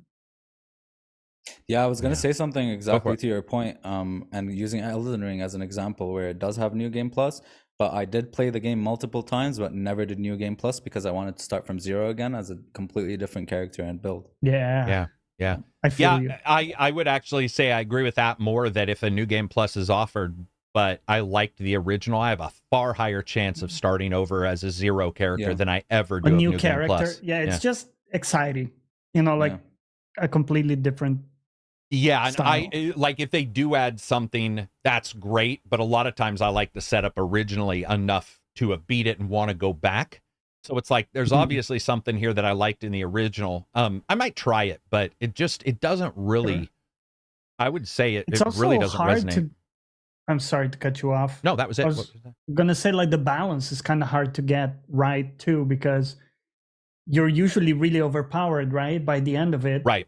And then, like Elden Ring, I played a little bit of New Game Plus, but I mean, I'm going in there and I'm 3-shotting bosses. It kind of becomes with Elden Ring, it's very weird because to my understanding, it becomes super easy for New Game Plus and New Game Plus 2, and then New Game Plus 3 or New Game Plus 4, it becomes like ultra hard. Yeah, some shit like that. Yeah, but you don't. You keep gaining levels, but I mean, you can't upgrade your weapons anymore, right? Like plus 10. Yeah, there are diminishing returns above which, if you keep raising your stats, you're only getting minimum tiny improvements. And a lot of what I like too is that when I go back and start a zero character, it's not about getting new anything. It's about understanding how good I was at the end, and now I'm playing it with the 0 level weapons or whatever, but I still have the skill from beating it. And so I just would rather do that. Too. Yeah. So instead, the difficulty I had isn't negated by a new plus weapon. It's negated by the skills that I've learned and the quicker reaction time. So suddenly I'm like, oh, you know, and I feel the same jazzed from that than I would from any N plus. And then also the N plus, I love the idea that it gets harder if that's what you want. But I also think that some people don't want that. They want the experience again. And there's that sort of re-rolling it as 0 would be the experience again. Keneen says, Karak, would you ever consider doing reviews on old emulated games? Probably not. I've done some walking the walks on old games, but ER Garner says, when I see credits, I'm done. Even if I like the game, I need a break and I'm ready to play something else. But I may come back later for a new game, but never NG+. Yeah, I would say that's pretty much me too. Man, it's got to be an insane game for me to want to go back and play it again. And it's usually not like an action game. It's usually an RPG or like a Knights of the Old Republic or KOTOR Online or whatever it's called. Star Wars, Knights of the Old Republic. God damn, that game name is long. But that one I've returned to. But Red Dead, but an N+ game in that would be weird. Unless it was just harder. Yeah. I did want to talk about Baldur's Gate and wrap like the overall impressions up. If anybody has anything to like finish it. I mean, has anything majorly changed in our thoughts as we sort of roll into new games? Kinda, yeah. I still stand by the fact that I think it's a very, very, very incredible game. I think it's doing a lot of things that games tried to do, but they didn't really reach that level. I think it's an incredible game. But if you do have the wherewithal or the patience to kind of wait on it, I would recommend that, because Act 3 is one of the coolest, really, really, like, just the coolest fucking acts in a game or chapters in a game. A lot of dense content, a lot of things to do, and a lot of moving pieces. However, there are a lot of issues with it and a lot of unfinished things about it, just like Divinity Original Sin 2 was with its ending. I would recommend waiting, or just a playthrough through that if you want, and then another playthrough after patches. I have faith in Larian that it will fix its issues, but it definitely, when I got to the Act 3, that's when the whole game, I was like, holy shit, like, I'm very, very immersed, and everything's reacting to me, and I was like, whoa, is this a game? And with Act 3, I was like, oh, okay, yeah, this is a game. Yeah, right. Yeah. You know what I mean? So yeah, I would recommend waiting for patches. Yeah, it's a good point. Johnny, what about you? Really, I couldn't have said it better. That's kind of how I feel. My mojo was stopped a little bit when I got to Act 3, because for a few things, mostly technical, I started running into a lot of FPS problems. I mean, dude, in the city, and this is with a 3090, I dropped to 11 FPS at one point in the city. And some of the driver updates did help a little bit, but rough, man. I mean, and it is 4K what I'm running, so admittedly, I'm asking a lot of the game, but still, compared to the rest of the game, which has been pretty stable, it's really a shame, because I can't be immersed in the game when that's happening. There's something about it. It's so choppy in parts of the city that I actually, like, it's not enjoyable to traverse the city. I don't want to now have to go to the tavern, which is on the other side of the place, because it's super choppy and annoying. So I'm still gonna finish it, and like Abzi says, I'll do another playthrough later on. But it's just a shame about the technical stuff. Like, one of my guys became invisible during one of the fights. Like, the character model disappeared, and the only way to bring it back was reloading the game later. Just an example of like quirky things happening there. Not even quirky. I mean, there's like also, in Act 1, a lot of characters, a lot of the companions that traveled with you reacted to everything very naturally. Yeah. And a lot of them, there was a lot of detail. And then in Act 3, there were major moments where I'm talking to this guy's dad, and he's right there with me, and he's not even reacting or talking to him or anything. And it's acting as if he's not there with me. And then I go and relay the information to the guy 2 feet away from me, which just really, which sucks. Yeah. Dude, that's why, in some games, we don't even have to mention Baldur's Gate, but sometimes, I've had people even say, well, so-and-so doesn't say there's performance issues. And I'm like, well, maybe so-and-so didn't get to Act 3. Yeah. You know, like, and it happens a lot of times in reviews where I'll be all, you know, and we're not talking about the difference between a 4090 and a 3090 Ti. We're talking about where you notice something and you're all, okay, that's definitely something worth mentioning in a review. And then you start to see other people and they're like, perfect this, perfect that. And you're like, man, did they have, you know, as Did the they joke play Act goes, 3? did they have a Magic PC or did they play Act 3? And then later Right. you hear about it. And that also happens in Act 3. One of the things that I personally felt, I like Baldur's Gate 3 a lot. Incredible. But it's why I especially was, you know, when I talk in the Discord, somebody be like, blah, blah, blah, blah, blah, you know, it's the greatest thing ever. And I'm like, well, it's not perfect. Nobody's saying it is, but it's especially when you get to Act 2.5 and Act 3, you start to see what we worried about. By the way, I haven't had any quest breaking, anything like that, but you get the stuff where not the 5s we thought it might release at, you know, where it's like, oh, it's going to be incredibly buggy, but you see that early access was obviously tested by 1 million people, and Act 2 and 3 were tested by, you know, a couple of us who got to the end during the review phase, and then some other people. And you're just like, all right. And some people I see say like, oh, do you think it's because they not delayed it? What's the other word? They pushed it a month in advance, and I was like, no, I don't think so, because they didn't have the player base to report on bugs or the telemetry data. Yeah. You know what I mean? So I don't think the 1 month without people playing it would have fixed all these issues. Yeah, it's an incredible game. I mean, I also think with a lot of these games, there's a forward and a backward quest tracking that occurs less as you get near the end of the game, because they don't want to open it up because you're near the end of the game.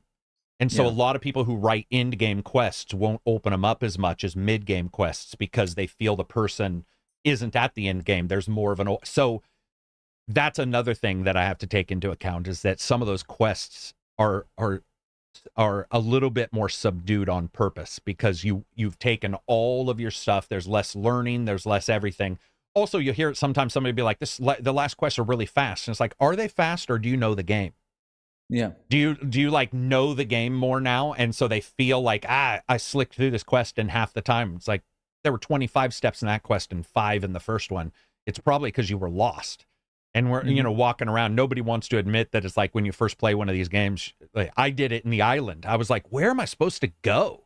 Like, because it's so big. And then later on, when you get into some of the later places in Baldur's Gate 3, you know exactly where you need to go. You're like, I'm obviously the only place to go is here, because I'm pretty much near the end, you know, unless I want to go and clean up some old quests. So yeah, it's cool. They got a lot of patches, which they need to have. The awesome game, man. It's definitely in Game of the Year. Yeah, definitely in Game of the Year, man. There's, it's really an achievement to keep your attention for whatever 100 hours. I mean, you know, just before I got to Act 3 at 80 hours. Right. And I was just fully engaged, and I still am in the story itself, you know, despite the technical stuff. So like 90 hours in now, and I still, I'm interested. I want to find out what's going to happen to these characters at the level of the character, because they each have their thing going on, but also like the overarching story is interesting. It feels like it can go different directions based on my, ambition or inclinations. There definitely feels like you have a lot of pull. I think also when you guys and I play these games the first time, you're doing a lot of firsts in the first and second act, having your first sex, seeing something for the first time that's catchy and funny. And then by the third act, a lot of times it's wrap up, and you're just like, okay, you know, there's not a lot of firsts anymore, because that would be impossible. It's a last, you know, it's like, this might be the last sex scene. This might be the last. And so there's that different feeling in this. But I would say people really need to remember just how much technical issues can bounce a story. You know, if you have issues, if you're getting 11 FPS or you're getting, 25 FPS, and by the way, somebody who isn't getting that, I absolutely understand why they may say, dude, I've loved it right till the end. It's like, all right, if you didn't have, the massive technical issues, maybe you had a different fighting style, you didn't throw as many fireballs, what have you, then it may make sense that person slicked through it and they're like, yeah, this was awesome right up until the end. It's very cool to see, though. Yeah, even with the weird quest bugs or the things I've been talking about things not reacting properly or pretending like you made decisions you haven't. If you have the right sequence of decisions that you made in your game, you might not see any of those bugs because you just did it in a way where you're getting the least amount. Dude, and that's the thing. Bugs, man, we talk about it. If there's a stopper, it's one thing, but if there's bugs, there's times where you just won't hit them. I'm not talking about performance issue, but true bugs. Yeah, just because the way you play, the NPCs you put together. Did you mod your game? Because I also know a lot of people are playing it now or modding it, which I didn't. So a lot of the bugs that they may be seeing, remember, a modder doesn't care about bugs. They're not going to test the game. They're going to do the mod, verify the mod works in whatever their entire envelope is for the mod and push it out. It's one of the reasons, like we've talked about it, where I hate it when people are like, well, the modders fixed it in 2 minutes. And it's like, well, the modders didn't care that, for example, Morrowind, every time it crashed or every time it loaded between levels, it would crash on purpose. It's like the modder may not know that. And they might put some in and suddenly you're getting purple textures in Skyrim or what have you, which I think we've all got at least once. Or exclamation points or whatever when you try to replace a model and it didn't work perfectly. It's awesome, man. We have a lot of Game of the Years, and we still have games to come out. Spider-Man, Alan Wake, Starfield. Yeah. Armored Core is just out, and I'm sure there's going to be people who think in Armored Core, at least for the action part, that'll be their Game of the Year. There's a lot of people who are really hyped for those true, just 100% action I do games. have to say, I love seeing, just in general, a high production mech game. Because I don't really remember seeing something like Mech this. Warrior and I think Mech Warrior is pretty high production. Because I played Mech Warrior 5, we talked about it. It was definitely a solid game, but it doesn't feel like it has this level of, like grandiose boss battles and the detailed customization. Maybe I didn't get that deep into it and I missed you ran into those that's issues. Another thing. Yeah, I didn't get that far into it, but what I'm seeing here, I love the just geeking out about the customization, like, I want this part, I'm going for this stat, understanding the different stats, which is a bit overwhelming, I have to say, in the beginning. Dude, I spent an hour just getting the help menu and going through every single stat and reading what it is. So me too. I had to read that a lot to go, okay, this affects. I would say that Mech Warrior fans would argue that because it has so many different mechs, as well as weapons and cooldown, that Mech Warrior has, in totality, more customization options or combinations. Okay. I would state, though, that Armored Core's speed is probably what you're seeing. And you can't have a Mech Warrior boss in the way you can Armored Core, because Armored Core, your guy just flies around. Like when you up your burst, you're just like with the sword. So they're different. But I would say you have BattleTech, Mech Warrior. BattleTech was by the guys who did Shadowrun, and then and you got Mech Warrior, and then you got, which I can't remember who did Mech Warrior. Sorry, but and then you have this. I would agree that this one's the most. The speed is flashiness, and that sells to a different demographic than the sim artist who wants to go slow, turn-based. Yeah. So true. And then again, Mech Warrior had some issues. The co-op wasn't co-op for half the game. Those kind. I exaggerate, but yeah, those kind of things. Some of the designs were a bit. Yeah, again, I didn't get that far into it, so I don't want to. But no, I get you. Foot in my mouth, commenting about. Wannabe Dev says Virtual On. Yeah, that I said that in the review. I really do feel that Armored Core is Virtual On and Mech Warrior as a angry baby, like a really edgy, angry baby. The one thing I will say I definitely have issues with, and I don't care if it's Armored Core spiritualists come out of the woodwork and try to cancel me. The shorter missions aren't fun. I'm just going to be brutally honest, because they're in shitty arenas. There's a lot of missions that are like, go into empty spot. These guys are protecting something. It's like there's a single wooden platform. What are they protecting? And what it really is just go down and kill some mechs. And here's another mission. I would have loved to have seen way more work on on Armored Core's mission structure and making sure that when you did go down, by the way, I had more loading and deciding what I was going to do than mission in many missions. So I might take 5 minutes to decide how I'm going to attack somebody in Armored Core and have a 45-second mission. and then go back out. And I gotta say that that was a little. I could have probably taken less time to decide what I wanted to do, but I didn't know how difficult it was going to be. Like, I didn't know if I was going to go down with the wrong stuff. So I was really trying to have those short missions. Armored Core has short missions. Some of them, not all of them, by the way. They have these, I guess you call them like merc missions, sort of like go down and there's some dudes who are doing bad stuff, you know, and you go down. And or good stuff, because you can totally work for the bad guys. Yeah, that's absolutely true too. Yeah. So, not necessarily. Yeah, no, I would say that is something I would like them to fix on Armored Core 7, which I assume if this sells well, we'll see. I'm happy it came out. It's a great, great action title. Lords I just really like the handler, and he goes like 621. It's time to go down and kill someone. He has a good voice, doesn't he? And then while you're while your mech is like going out of the thing, ready to launch, it's like, just remember, expect the unexpected, and their mecha's like moving and shit, and I'm like, oh shit, it's better. Yeah, I love those like useless. I liked them once, phrases, and then I skipped them every time after that. I could not stand that guy's, America. Fuck. I normally like but it was the less. Baldum guy. Yeah, the Baldum guy. Yeah, He's like, exactly. Get over here, man. Get over here, Johnny. But long story short, it's cool to see all these games too. Like you said, a high production mech game, high production CRPG, high production first-person shooters, space game, maybe a space game, high production racer. Forza's coming out, which, by the way, I cannot wait. I know that some people love Horizon, and I adore it, but a true dyed-in-the-wool like racing and Forza. We got a high production ARPG with Diablo 4 too, and a high production horror game in Alan Wake, and we have a mid-production in Alone in the Dark. And what's the other one that you mentioned?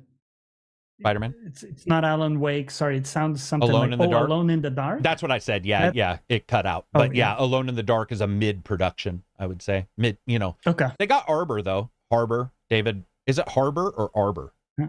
David from Stranger Things. Arbor. I think it's Arbor, like right? Herb. Like Arbor Day.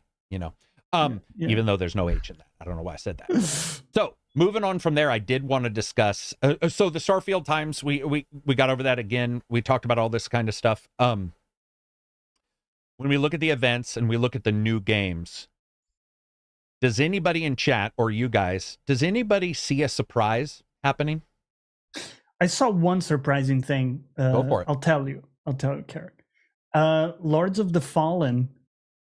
First of all, I mean, they've shown some new stuff, right? And they have the two worlds. And the cool thing about that is it seems for the first time, the two worlds are not just like a gimmick. Right. Like it feels to me, based on what I've seen, it feels to me like they've actually designed stuff in a way where they created the two worlds so that they connect with each other in some way, so that they've shown parts where to get over a ridge you would go to the other world and then do some platforming there and then switch over back to the other one, go back. So it's kind of like intelligent design, and it's cool to see them designing these two worlds in superposition like this. It's very interesting, making them work together. Dude, it looks awesome, man. It does. And I can't get their PR on the phone, so I don't know.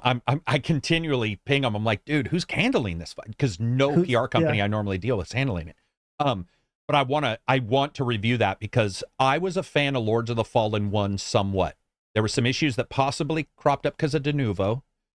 Prior to it getting removed, there were some FPS issues, but I liked some of their ideas. And I really did. And it was one of the first games I reviewed. It was years ago. And so this new one looks like they're just like, here's all these ideas that we learned, that we liked. We're bringing those in, but here's some other stuff.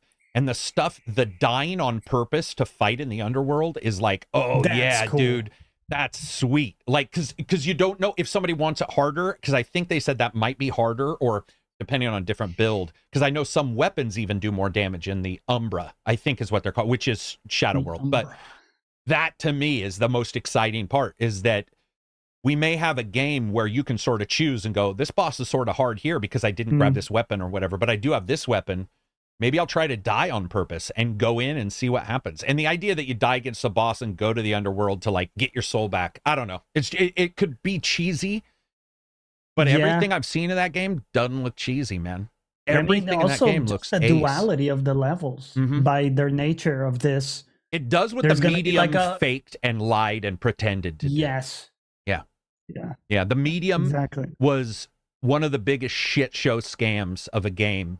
You know, we're running 2 worlds, blah, blah, blah. It's like, dude, what are you talking about? That's a split. The same corridor, but with a differently rendered. Yeah. Look at us. It's one, it's daytime, one, it's nighttime. You're just like, dude, seriously, if it doesn't play out, it doesn't matter.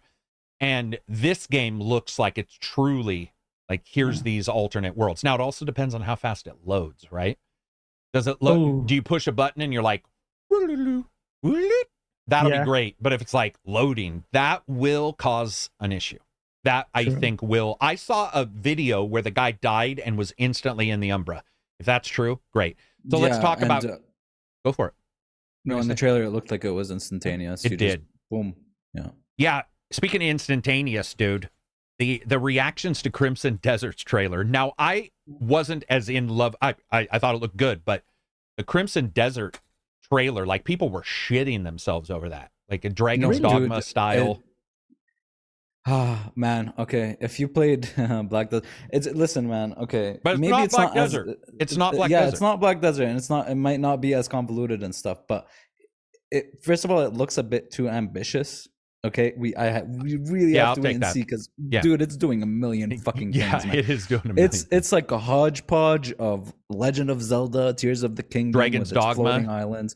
Dragon's Dogma has Assassin's Creed climbing. You can carry sheep. You fucking fish.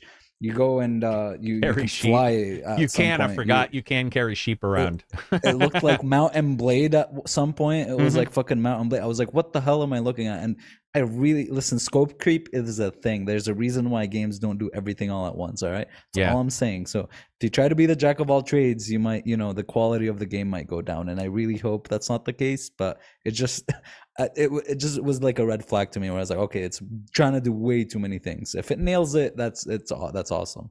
It did have a lot of Dragon's Dogma vibes for sure. Yeah, no, I would agree that there was a lot going on in that trailer. It looked like screen shake. Yeah, dude, shaken baby syndrome's a thing, man. Right. That game had the most screen shake I think I've seen in a trailer in years. Like, I had to watch it in a little box. Makes me so sick to look at. Dude, yeah. When I had it blown up, I was like, oh, instantly making it smaller. That's gonna make me sick. I mean, it's just constant. Which, as everybody said, like motion blur, most people turn it off. I turn it off in almost any game I can. Like head bob, I don't need head bob. Like my brain in real life negates head bob because your brain is accustomed to it. I can do that in a game too. I don't need to go. Yeah, that setting is for the people who like the shaky camera movies and fucking Stalker 9 or whatever. Oh my god. Yeah. Crimson Desert looks really cool, but I felt that they didn't know what they wanted to be. And I agree with that, but I would say they also could know exactly what they want to be. So the positive of this is what they showed. By the way, I didn't see a lot of problems animation-wise. I saw a lot of cool stuff. It wasn't like Elix 2 where you can do a lot, but it looks like shit. They were carrying sheep. He kicked somebody off a fucking wagon. He like did all this stuff, and it all looked pretty good. Had some Red Dead in there too. Had some Red Dead in there. I was just like, damn. And it all looked pretty good. But I've grown, I mean, especially in the last like 10 years when you start seeing Steam, the Dynasty games, Medieval Dynasty, Western Dynasty, that one developer who does a Dynasty game after every era, and it's just copy pasted. It gave me that feel. I just didn't know what was real in that trailer and what wasn't. And I hope it's awesome, man. I hope it's awesome. Carrying sheep is pretty cool. I'm gonna beat the game just with a loincloth. I want something else like Dragon's Dogma where it's more of like, you know what I mean? Something where it's like an adventure where it's kind of your story and I don't know how to really explain it, but you're just doing a lot of different things and everything's like interacting with each other. Yeah.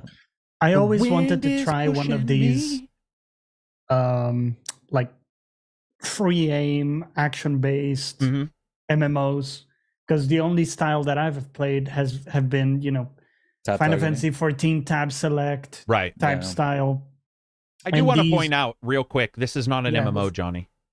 Isn't it? No, it's a single player. No, it's a single player RPG. Everybody's making that mistake because of Black Desert, Johnny. So yeah, I just assumed. Right, it is not. It's a single player Dragon's Dogma style game. I know. Okay. No, dude, that's I'm what's only cool. learning now. But when you do learn that, you're like, oh, maybe they will pull it off. Okay. Because when you think MMO, you think jank and rubber banding. That's and kind of cool online. because they had chopsmen from Black Desert in several areas that I care about. No, it's just design, the name that confuses combat. everybody. They're like, oh, it's yeah. So that, by the way, you ain't the only one. Like everybody thought that for a long time until there were some FAQs released that corrected it. Do we know at all kind of about how far in they are in development or when they're going to release, kind of ballpark, or just no idea? Anybody in chat, do you know? Because I don't know. I don't know. Also, by the way, the name led me to think that because it's Crimson Desert and Black Desert. Like I thought, okay, new desert, right? Yeah. I will say, and this is just me being brutally honest, that I felt Dragon's Dogma 2's trailer looked too pulled back. Ooh. So like they didn't try a lot of new things. Not a lot of new things. Even pretty the safe, locations. Yes, it was pretty. So I saw the trailer, and by the way, that doesn't mean anything. I'm just talking about the trailer. But I saw the trailer for Dragon's Dogma 2, and I was like, I can't wait, because even if it was just Dragon's Dogma, but corrected, better voices, better textures, I would probably play it. But 2, there were a couple things where I was like, maybe they're not doing as much. We'll just have to see. But we'll have to see. But Crimson Desert looks like, I think, what I thought maybe Dragon's Dogma 2 was gonna look like. And, and maybe that's why I'm nervous, because those guys aren't as storied as Dragon's Dogma's developers. Well, those guys know their shit. The one thing that did impress me from the Dragon's Dogma 2 talk or trailer or whatever is like the way you can manipulate the environment, even more so now with magic, which is always interesting. And also people said Black Myth by the way, my most downvoted comment on a video ever was when I said, I know for a fact the Black Myth Wukong game is real. And people are like, you're lying, blah, blah, blah. And I'm like, nope, it's real for sure. By the way, anything you saw in the original trailer should never have made you assume it wasn't real. I don't care what anybody said. It's just like some of the trailers we saw, the Asian one from Sony that was really fast sword fighting. I'm like, nothing in that trailer, nothing looked fake. It looked exactly like what we can deliver on today's graphics engines. And Black Myth Wukong, IGN did their first preview of it. That is the game we're getting. And that is exactly what I was... I don't know. I think so. But...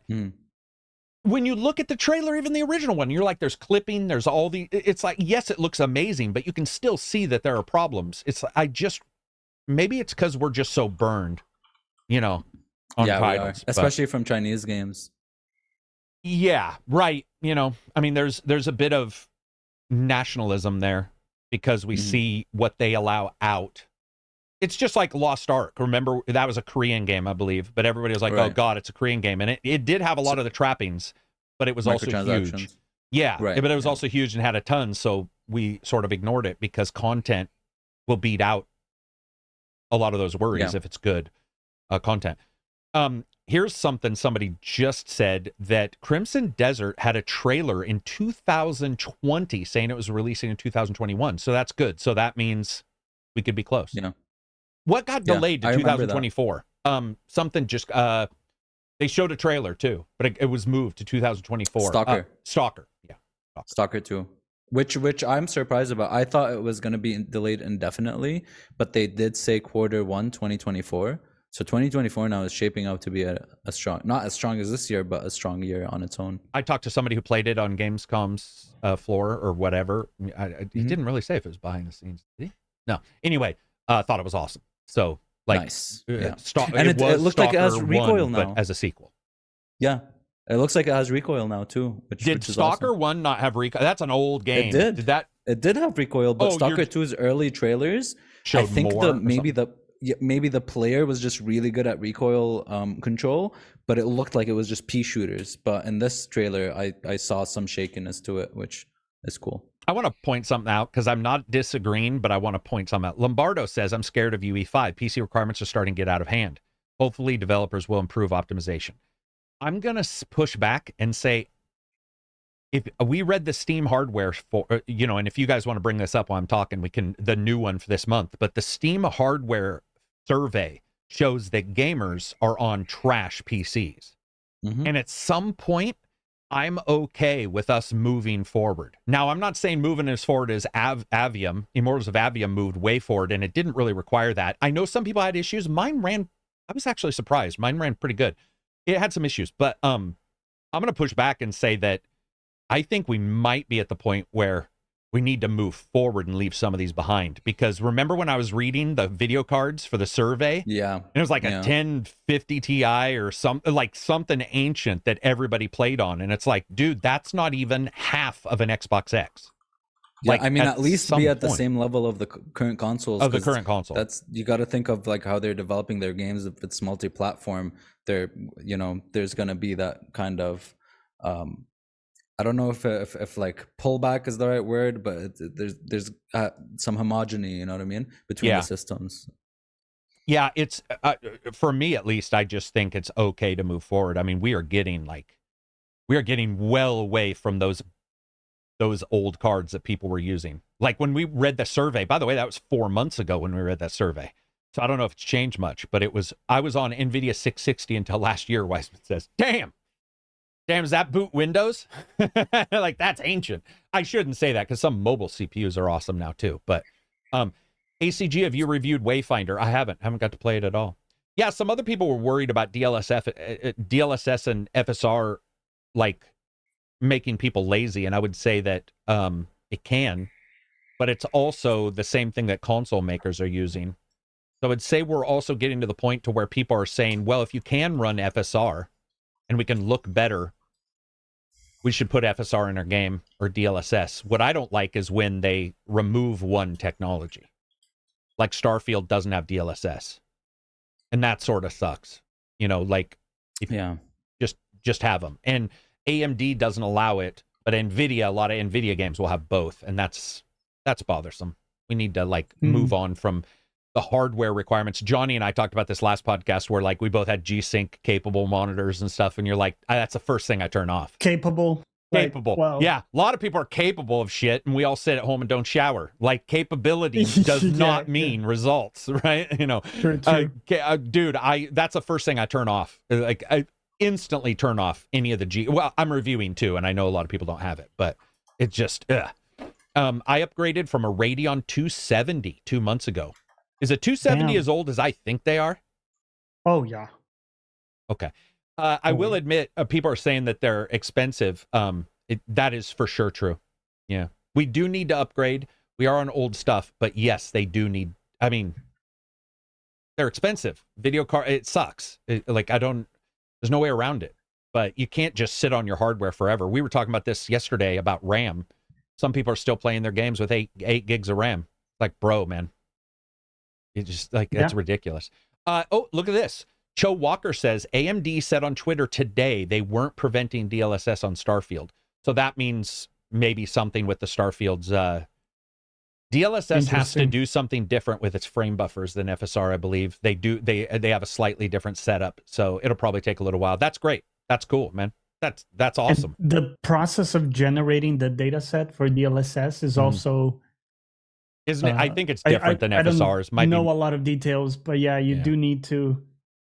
Because that's how they do it, right? It's for AI, so you need to collect a lot of data about the game and stuff like that. Lombardo says, I have an i7 970 and a 4080. Sure, for the most part, I'm happy, but I just don't want to see sub 60 FPS frame rates on ultra or high. Well, don't turn it on ultra high.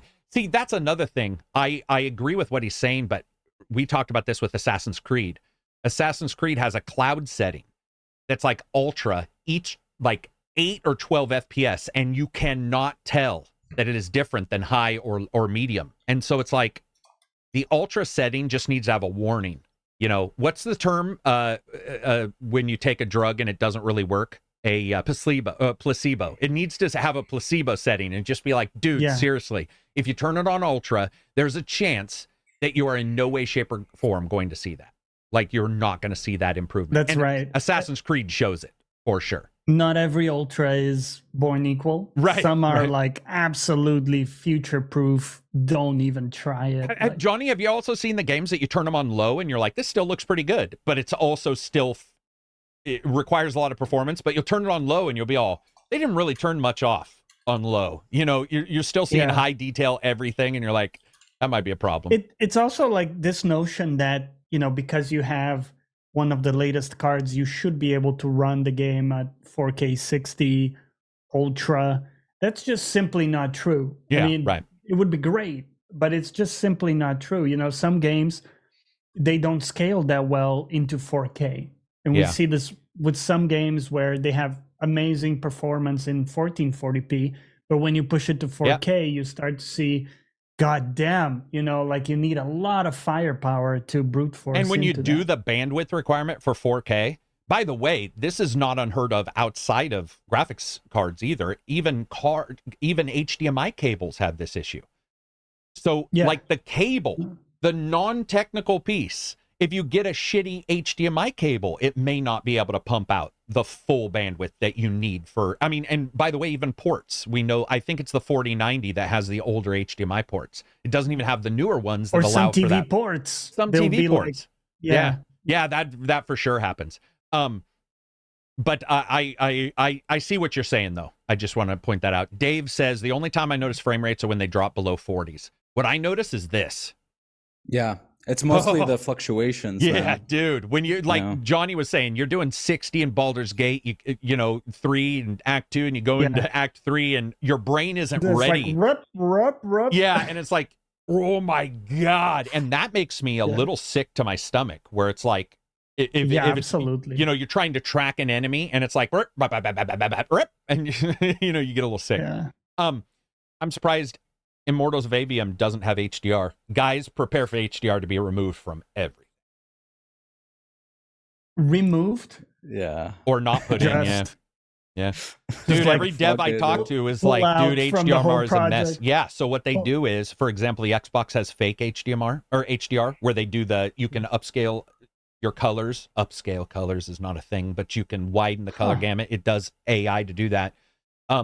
They just are like, might as well let them do it, because HDR is so difficult to get right, because everybody's settings are so different that they're abandoning HDR, man. HDR is not in a lot of new games. No, they're like, screw it. It's too hard to. And when you look at it, it really hasn't gotten much better at all in the last years. Yeah. And HDR, by the way, looks amazing. So like, it's such an improvement when you can dial it in, and you have a good panel. Yeah. But the fucking changing your own settings and shit, man, I just don't know, man. I just don't know. It's so difficult. By the way, I sold these fucking things, and even I will spend 5 minutes in an HDR menu going papyrus white 1500, dude, and gamut, even the basic settings, brightness, contrast. Thank you. Like those 2-3 settings.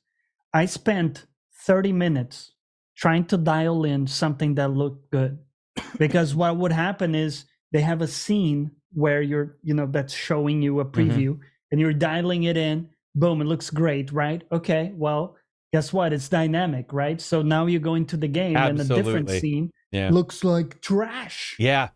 How many times can't tell. You get it dialed in, Johnny, and you go into a cutscene where somebody's in a dark room, and everybody just looks like my beard.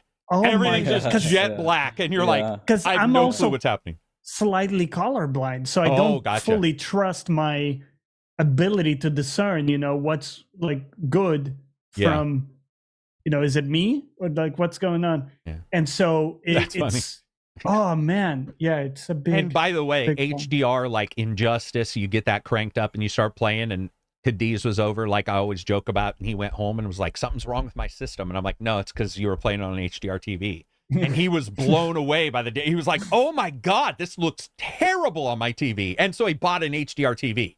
He was like, screw this. Like and that's the thing, when good HDR rocks, holy crap, man. When you get a good HDR signal and you got everything dialed in and people are playing, it's just like, it is. Bang. I mean, dude, I got it to work really well with Uncharted Lost Legacy. Yeah. Oh, and I have a HDR panel, a monitor, and I did get it dialed in well, and it worked. Man, it was, the lighting, in the ruins and everything. It was glorious. And gunshots or lightning will brighten your room. It's so bright. It'll be like, oh yeah, it's like, oh boom, shit. and you're like, oh, that is amazing. And even though I used to bitch all the time on the podcasts where I would have a headache. I would play games for review and then come into the podcasts. And when I was doing 3 or 4 podcasts, the lights would be in here. And pretty soon my eyes were like, you have dude. a giant. Yeah. It was, panel, and it's like 2,000 nits. And when like you're playing a game with lightning or something, you're just like, oh my God. Windows 10 is iffy about HDR. I haven't upgraded to 11. I have 11 and 10. And I got to tell you, technically, they handle it. I mean, it's really about the signal in the game. It's not so much about Windows. Windows ain't fixing it. The Xbox does a good job with fake HDR. Not perfect, but I've been surprised. Blessed says you guys should try using Special K. Nah. I mean, I talk about Special K is one of the best things in the world. I've told multiple people about it. It's a great mod, but not the serial. Not the serial. Yeah. Abbreviated Review says, I tried HDR in a couple games with HDR, and it's just too damned bright. Yeah. I think that's fair. I mean, it can be insane. Alex says, what are your thoughts on Modern Warfare? We talked about that about 1.5 hours ago. If you want to scroll back, we talked about Modern Warfare already. OLEDs have the best HDR. That's what everybody says. It's so funny because HDR matters in the brightness of your room. So you'd be people like, when I had my OLED and I returned it, I got micro. But when I had OLED, couldn't see fucking thing, man. You couldn't see a thing because of the brightness of the room. You have to control the brightness of the room with 2 things. True. Projector and OLED. And when we were selling these, I was always warning people, do not immediately think the technology is going to like be the magic fix. You have to look at all the other stuff in that panel. You know, you have to look at the brightness, the max brightness, the duration, how small it can make something bright, how big. You have some TVs that can really make a small section bright, but then their entire overall brightness is actually quite terrible. So you don't get a good contrast. So moving on from there, let's talk about... Speaking of, real quick, speaking of falling flat, just flaccid on the ground. Immortals of Avian, we already talked about. Fort Solis came out, actually. Like it was released on the 22nd. I didn't know that until now. And it's landed, again, just as with a flopping sound to very mixed it's like reviews 6s and 7s. Yeah, and, very mid reviews and not great reception, sadly, because it looked pretty cool. But yeah, that's kind of come and gone. I haven't heard really anybody. Under the Waves is the next of those games. Under the Waves is coming out December, I believe. And that's the other one of those games I like. I would have loved to have played Fort Solis, but didn't get a chance. I do feel Fort Solis overall, you could sort of tell it was going to be one of those meandering ones about the story, and it looks like it just didn't. Kind of a walk-in sim type. And it just didn't nail it overall. Did you do Fort Solis? No, Absy, you don't do you do those kind of games? Like Edith Finch, Absy, or Ethan Carter, or... Not really. Not really, no. I've done Soma. Right. So did you do Quarry? No, I haven't done Quarry. What walking sims have I Until done? Dawn, Quarry. I've done AI Somnium Files. I've done 13 Sentinels. Is 13 Sentinels that? It's weird. 13 Sentinels is half an RTS with pause and half a kind of visual novel, but you can kind of move around and stuff. Yeah, I haven't played that one. What's the one that you guys were all talking about in the not Sagittarius? What was the one that you guys were just talking about? It's not a walking sim. It's the 2D, I believe. The horror game, cyberpunk horror game that you played, Absy. And you brought it up. What is that game? Because I wanted to put it on my list and I forgot. Cyberpunk horror game. Well, wait, AI Somnium Files? No. You mentioned it in the Discord and everybody was like, "Oh yeah, that is a good game." Oh, you just Signalis. played it. Signalis. Oh, yeah, Signalis. I got to add that to my list. It's awesome. Because people are like, "What the hell are they talking about?" This is just the way we work, peeps. What else do we got? We talk about Space Marine. Liza Pi is coming out. I think Liza Pi might be a little. Do you think they've improved since the demo, especially with the feedback? Or probably not enough time. Probably not enough time. Yeah, I think Liza P is gonna hit pretty flaccid as well. I have a feeling we're gonna just a lot of laydowns, right? As that's the thing is, man, like they can't all be bangers, man. No, like you got to bring your A game right now. Yeah. You know, to especially for the Souls stuff, it's so. Yeah, that's populated. true too. That's true too. Like if you're, and Lords of the Fallen has to deliver as well, but Lords of the Fallen looks like it has all these ideas. Liza P seems like it had an idea, and then it really made it sort of generic when you played it. You were like, oh, it doesn't really doesn't really seem to reflect exactly what I was. Speaking of length, we were talking about length. Lords of the Fallen announced something like 50 hours for their campaign. Again, we always take it with a grain of salt, but sure, it did make me think back to the bigger Souls games, like actually, Dark Souls and those games that were really meaty.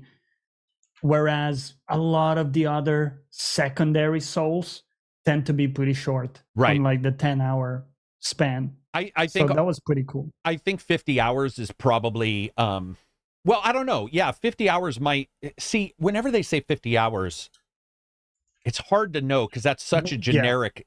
It's hard to know exactly what they're saying. Are you walking slowly? Are you like right? Yeah, and it depends also because I would assume with a lot of these games they have optional bosses or optional places or you know, so it's like it's difficult to know. Did you kill every enemy? Did you run past like so many? Yeah, did you run past so many enemies and stuff like that? How long did it take you guys to beat, like, let's say, Neo 2 or Sekiro? How long did it take you guys when you... So, the first time you did Sekiro... It wasn't that pretty. It wasn't that pretty to watch. I think it was probably around 50 hours, I think. Okay, so 50 hours to beat it. Yeah, that's not my first playthrough. That's not bad. What did you take, Abzi, for like Sekiro, stuff like that? Sekiro took me around 40 to 50 hours.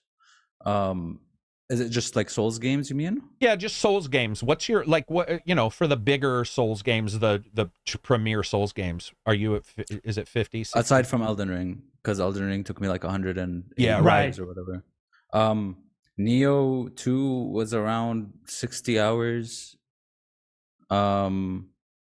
What other Souls likes have I played? Sekiro, Dark Souls 3. I'm just going with a little Dark bit Souls 3 was around 30 to 40 hours.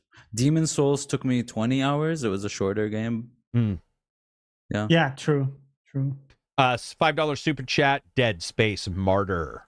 Just want to say, or just want to support the channel. I hate this YouTube interface. Just want to support the channel. Keep it up. The best reviewer on YouTube. Thank you. Not true, but thank you. You know who's a good reviewer? I say it all the time. Writing on Games. You guys need to check him out. Sean Asmore is the actor in Quantum Break. That is a late post, but thank you very much. That was from an hour and a half ago.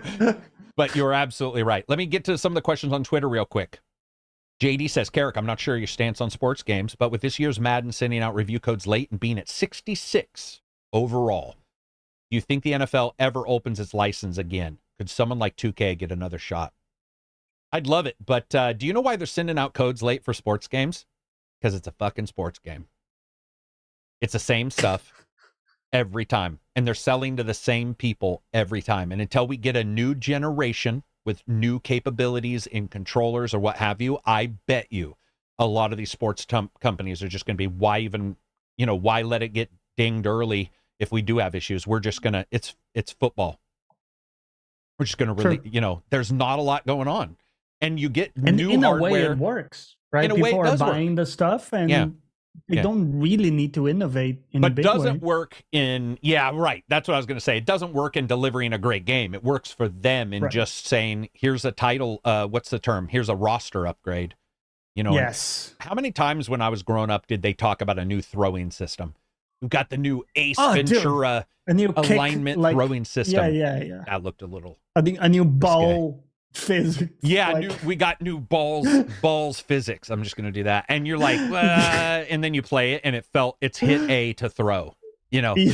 Hold A to throw harder, tap A to lob.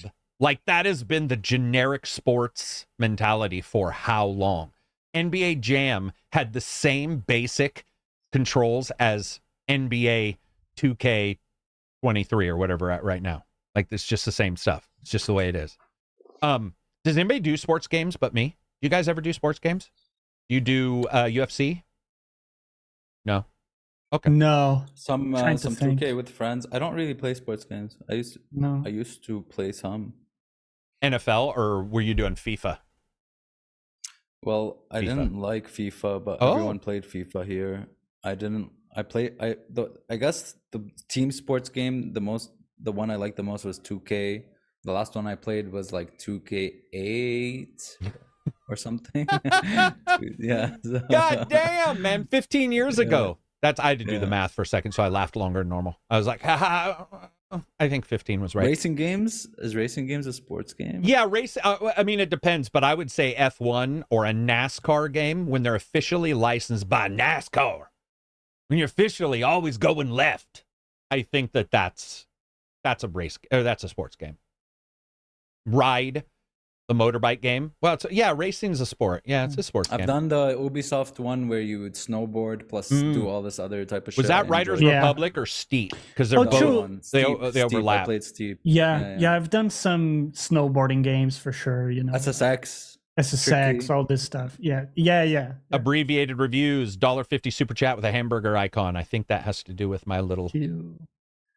That's making me hungry. Also, shout out to the days where you could buy a hamburger for about $1.49. Dude, I watched a movie called The Founder with forgot his name. Doesn't matter. Anyway, a prominent actor. It's about the founding of McDonald's, right? Oh, and in the movie, very good movie. Highly recommended.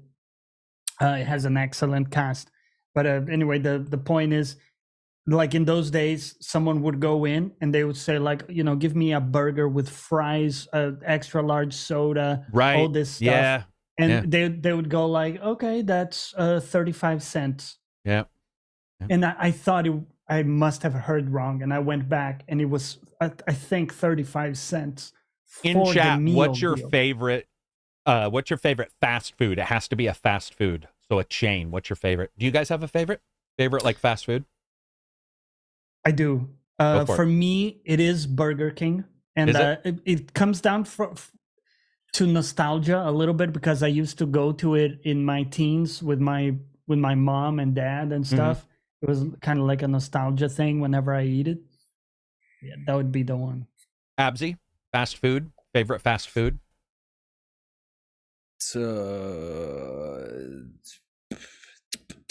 Shake Shack. Shake Shack, hamburger place, right? Here. Yeah, hamburger and shakes. I'm assuming. I don't know. I don't really eat fast food. I haven't eaten fast food in a while. You don't do Taco Bell, Taco Time? Really? For me, it's definitely Wendy's. I don't know why. Oh, their burgers. We also don't have that here, but I've heard it's a really good. I love their stuff, man. Interesting, not interesting. Says, what are some games you feel may have sort of been swept under the rug? Blasphemous 2 sells well. They said that one sort of went under the rug. Anything this year that's come and gone that was good? Yeah, the one you reviewed. What was the Ninja Pirates game? Oh yeah, Shadow Gambit. Yeah, it's kind of hard to get to that game unless you're simply not interested in all the plethora of really big games around. Looking here, difficult time. Looks like Jack in the Box. I do like Jack in the Box. It's trash food, but I love it, man. I love Jack in the Box. I do have a guilty one that's KFC. I don't eat it often at all, but when I do, it's a visceral pleasure. I just I get in there, I can kind of feel my veins. Yep, and the salt, up.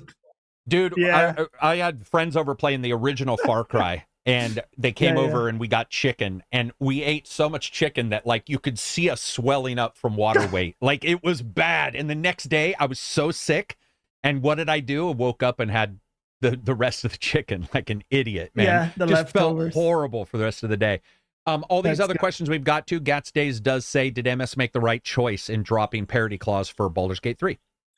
So yeah, you guys heard about that, right? Baldur's Gate 3 doesn't need split screen on the Series S.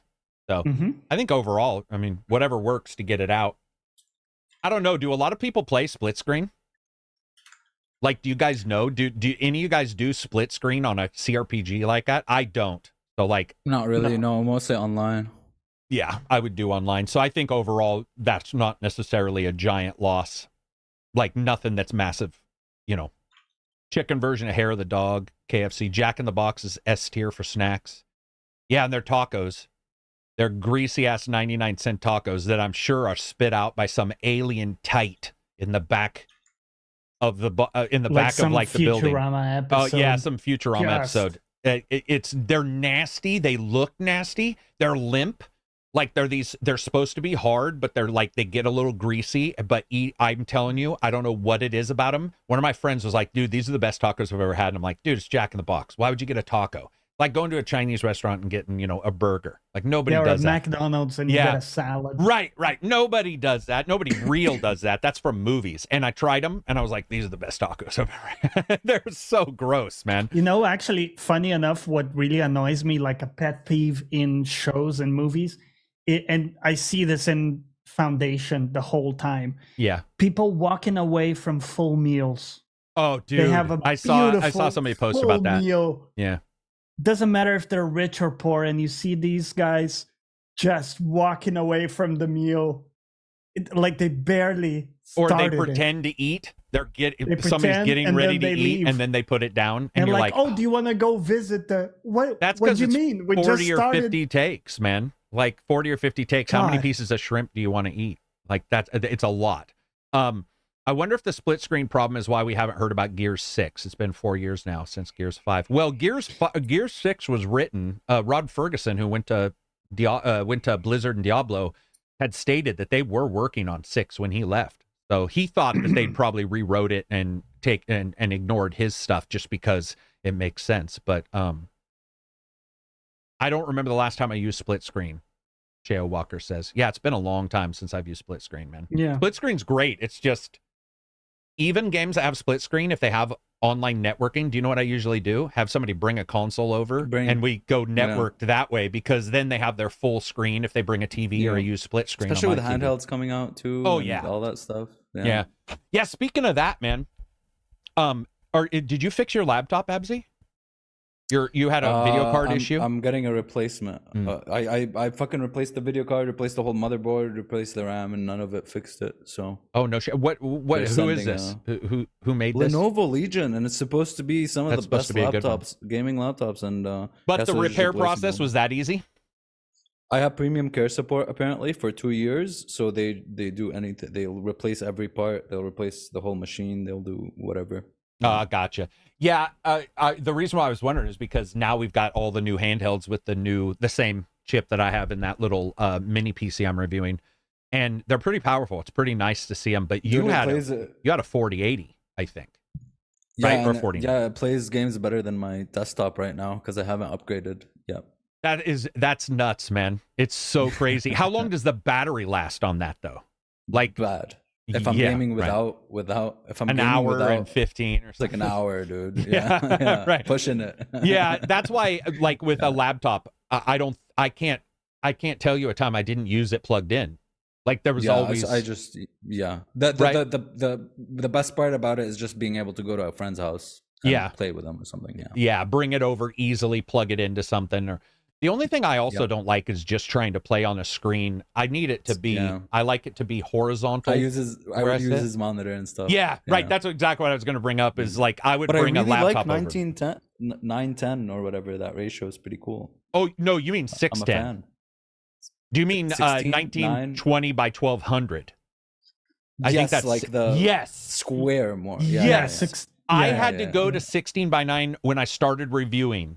And I got to tell you, I did not like 1920 1080. I loved the slightly boxier. I don't know why, because I know a lot of people like wider even. You get the people with like 4K by 1080p or something. You're just like, yeah, dude. Yeah. It's something about that square. It made me feel like my horizontal was bigger, and you can always adjust the FOV. So it was like, I felt like I was able to see more on those. It just felt, technically you sort of can, but yeah, that's interesting. So this one has this current one though that you're using is 1920 by 1080. It's a normal. Yes. Yeah. Okay. Yeah. Let me look in Discord and get our questions for there. Do you recommend Atlas Fallen? Personally, I do. But it's at a cheaper price. I found Atlas Fallen actually fun, but it had its issues. And I said in the review, I barely give it a buy, but you could also just wait a little bit. I think they fixed a lot of the little tiny bugs too. I enjoyed it. I thought it was a very fun game to play. And that's sort of what matters to me. Looking at these, we got a lot of questions. Dave W says, new to the Discord, what was the most recent game you've completed to 100%? This could be 100% achievements or just 100% in general, side quests, etc. Oof. I haven't tracked 100% in ages. Same. The last game or the games I have? He says, what was the 100%? most recent game? Okay. The only two I've 100%ed was Ghost of Tsushima and God of War Ragnarok. So Oh wow, Ghost of Tsushima Ragnarok I might was have too.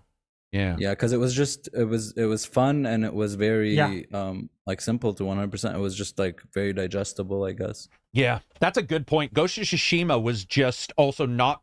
It was a little bloated with the stance system, but as a game, it wasn't super bloated. So you could like do 100% without whatever the term would be, where you're always looking at the list. Yeah. Okay, Checklist. I need to block 55 fucking times. And you're like, that's not the way I play. Rick Flair Randy says, as a creator, have you ever felt any slight temptation to put some dipshit, disingenuous takes just for engagement? No, because That guy's super mad at the game industry, man. Because other people do. I like to attack other people's dipshit stuff. I think there's so much there that you can attack that I enjoy that far more. Steve Bear says, new to Discord. You get 1 million. Oh, this is a question for the end. Adam says, a trend in gaming seems to be starting is getting games digital launches and physical releases later. Will it just become the norm for companies to slowly phase out physical? I think we've talked about this. I mean, there's always going to be a physical from somebody, but haven't we already started that? It feels to me like almost everything's digital. You can get physical if you want, but it's not the other way around. Like you can always get digital, right? There is no game that just has physical, is there? I don't think there's been a game like where it's just the disc that you can't buy from a store. It hasn't happened in years. It used to be where you buy, right? No. You see what I'm saying? Like that doesn't exist. That doesn't even exist. So technically we've already reversed it and it's just on a slow decline. It'll be like vinyl. Sojourner says, what do you guys main in Smash Brothers? That's a weird question. What do you currently... dude, I haven't played Smash Brothers since it came out. I mean, the only time I mained anything was back in the GameCube days, and I was playing Samus all the time. Samus. Dude, I don't even remember the characters in that game. The game came and went for me. All the Nintendo ones, man. Just take your Luigi, Mario. Do you play it at all, Johnny? You know, I played it very casually, and I tried a bunch of characters. Nothing clicked with me. I couldn't. That's exactly figure how I felt. out. You know, like the mechanics. I didn't put enough effort into it to get good. Apparently, that game had a huge skill ceiling. Like there was like you can from 0 to 100 kill a guy with like one combo from Luigi. That's hard to. Yeah, true. Right. Yeah. Beast by Nature says, currently enjoying Armored Core 6 and wondered, when it comes to weapons or special moves in games, are you more pew-pew, high DPS with the ability to move in and out, or do you have big chungus attacks where you have to tank some damage before pulling it off? So, I mean, are you guys like big hit attacks? With Armored Core itself, I have different mechs for different missions, but usually... especially in like Souls games or like any of those, I'm a huge big boy, big weapon attack. Whoa, slow animation, takes a while to hit. Big boy, Yeah. I would say I'm pretty much. I'm always looking for like when I want to. I mean, I like DPS and I always have like a secondary weapon that can chip somebody. But usually, what I do is I use chip damage to see if I'm aiming right, and then I do the big one. So Okay, I sort of, I don't even know what that term is, but I'll like go like, bah, bah, bah, bah. Okay, You'll I'm suss for it sure. out. Yeah, and I'll be like, Yeah. instead of making the one shot and missing, and you're like, oh no, I just wasted that. I use like a pew pew gun for aiming, basically. That's a good question though. Is that the way you guys play in everything? I would say overall that is pretty much the way I play in every. I play the same. I gravitate towards the big stuff. Is like I want to. Yeah, I guess it depends. Like in Bethesda games, I'm always a thief, kind of sneaky guy with a sniper. Really? I'm never, ever, ever a thief guy in those. So bow and arrow, Always. and thief or ranger bow and thief arrow or in Skyrim. I've done bow and arrow. I've done like magic thief. I've done like magic pure dagger assassin. I've done like just a pickpocketing guy that doesn't really kill. Did you guys all the permutations of stealth? Did you use shout? Because when you get the shout that just throws people, I would always get them towards a cliff, and it didn't matter how strong they were. I just be like, Brah! And they fly off the cliff, and you're like, I like the speedy one that goes like, zoop, zoop. Oh yeah. Those it's always fun to dodge. I would say it is fun to have a power dodge, but in video games like Neo and stuff, I'm not great at dodging. Or like those super time sensitive watch the animation. Usually I'm like, I'll throw some heavy armor on and deal with it. I'll be like, I'll deal with it. You know, I might hit it right occasionally, but usually that's not my speed. Jesus Crust says, with a great string of games this year, have you guys experienced FOMO on anything yet? Remnant 2 for Absy, right? Yeah. Yeah, there you go.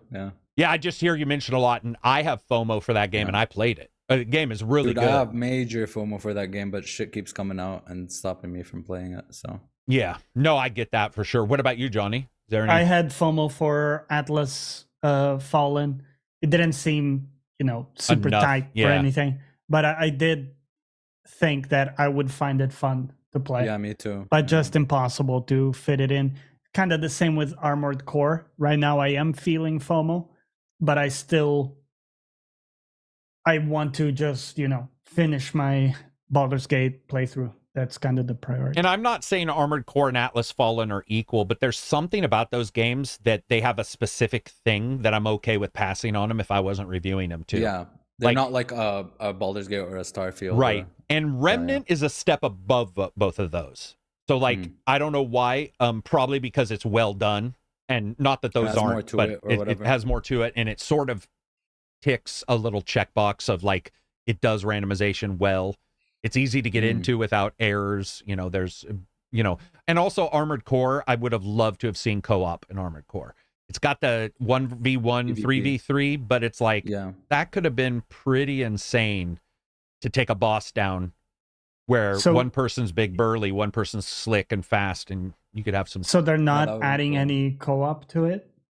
I haven't heard a single word about co-op for that game. Because at first when I saw in the trailers that were other ACs fighting with you, I didn't know it was AI at the time, so I thought they would have co-op. Right. Because you see that a lot in games where if you're by yourself, the AI just gets replaced, or the people get replaced by AI. Oh, yeah. Vice versa. Yeah.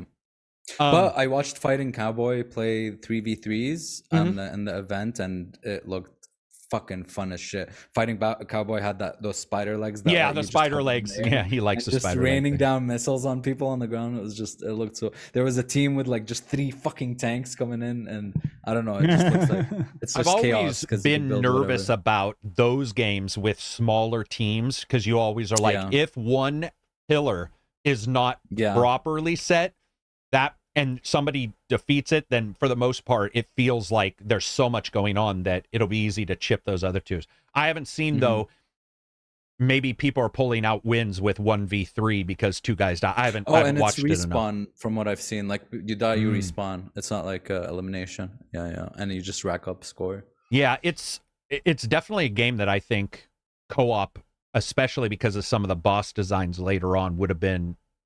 Maybe it's different. Maybe it's impossible to do because there's a couple bosses that are pretty wide spanning.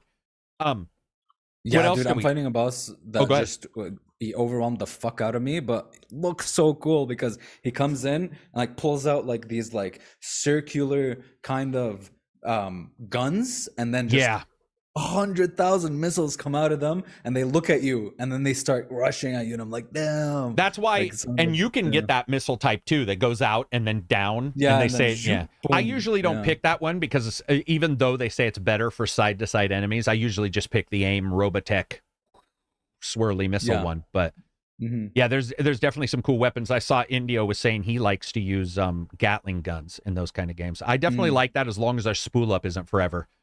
Where you aim and it doesn't fire, you're like, and then it fires. You're like, God damn it! I would have hit him. I like instant. Another reason why I like lasers and like BattleTech games. That's it for Discord. What are we at? We're at 240. We can start talking about what do we got for shows. What were you saying, Johnny? You're watching Invasion on Apple. So yeah, I've been watching Foundation. We talked about it. Foundation. I like a lot of stuff about it. There's some parts of it really drag for me. Like some characters I don't like as much. So it's a bit more mixed. But it's a very cool sci-fi show. The new one that I started watching is called Invasion. And it has what's his name? Sam Neill, the guy from Jurassic Park. Yeah. Yeah, he's great. Love him. He's in this. And Invasion is what it sounds, right? It's about an alien invasion. And it's very well done so far. And you mentioned the actress that's in it. Yeah, the actress. I don't know her name. Yeah, she's in the Leonardo DiCaprio, Russell Crowe one. Yeah, she's awesome. She's very cool. And what I liked is the other roles I saw her in, she was very like clean and clinical and above board and in control. And in this one, it's the opposite, like stuff goes She's good haywire. in Extraction too as well with Hemsworth. That's the other place I saw her. Yeah. She's awesome. She's also very like well composed, isn't she? Until the ending of 2, yeah. I would say she's I would say true. The ending and stuff. True. Yeah, dude, I've been watching Longmire, which is like, justified slower, possibly a little bit slow brother. It's definitely a slow burn, man. It's not nearly as action packed as Justified was, but yeah, I'm rewatching Longmire. I tried Foundation, just couldn't stick with it. You didn't. Yeah, couldn't stick with it. Like I said, those Apple shows always look good, but they drag. I think it's a problem with the source material too, because I read the book, and a lot of it is setting up this super ambitious world payoff. And Dune style stuff. Yeah, and everything is we're doing something now to set it up 150 years in the future. Yeah, true. And there's a feeling when you see that in a show. They're showing you the now, but in a way, the now doesn't really matter. Right. Because I get what you're saying. Yeah. You're just building towards this later time frame the whole time. And so it never feels like the present moment has much weight. And you have this feeling that the character you just met, forget about it, right? Because the timeline is going to jump 100 years and that character is gone. Some of them make it because there's cryo and all this stuff. But I think that's one gripe that I feel is that I never really felt connected to a lot of these characters because I sort of knew most of them wouldn't. And it reminds me of Dune in that way. They clinically film it. They do sort of step off. I'm rewatching Brooklyn Nine-Nine just because it's fun to turn on the side, and it's just the stupid one-liners. So like I'll have it over on the side, and it'll just be like popping off with the stupid one-liners, and that I enjoy that. The slower long-term stuff I enjoy, but I have to sort of set aside 2 hours a night to watch something. We rewatched Lost, finished that up. I am rewatching Lost. You're rewatching I got to the Lost, point. Right? I'm in season 2 where I'm thinking about it all the time and just wanting to watch the next episode. I'm watching it with a friend right now, and there's stuff that I didn't really appreciate as a kid that I'm really appreciating now. Namely, man, I want to shout out the music and sound design in that fucking show is amazing.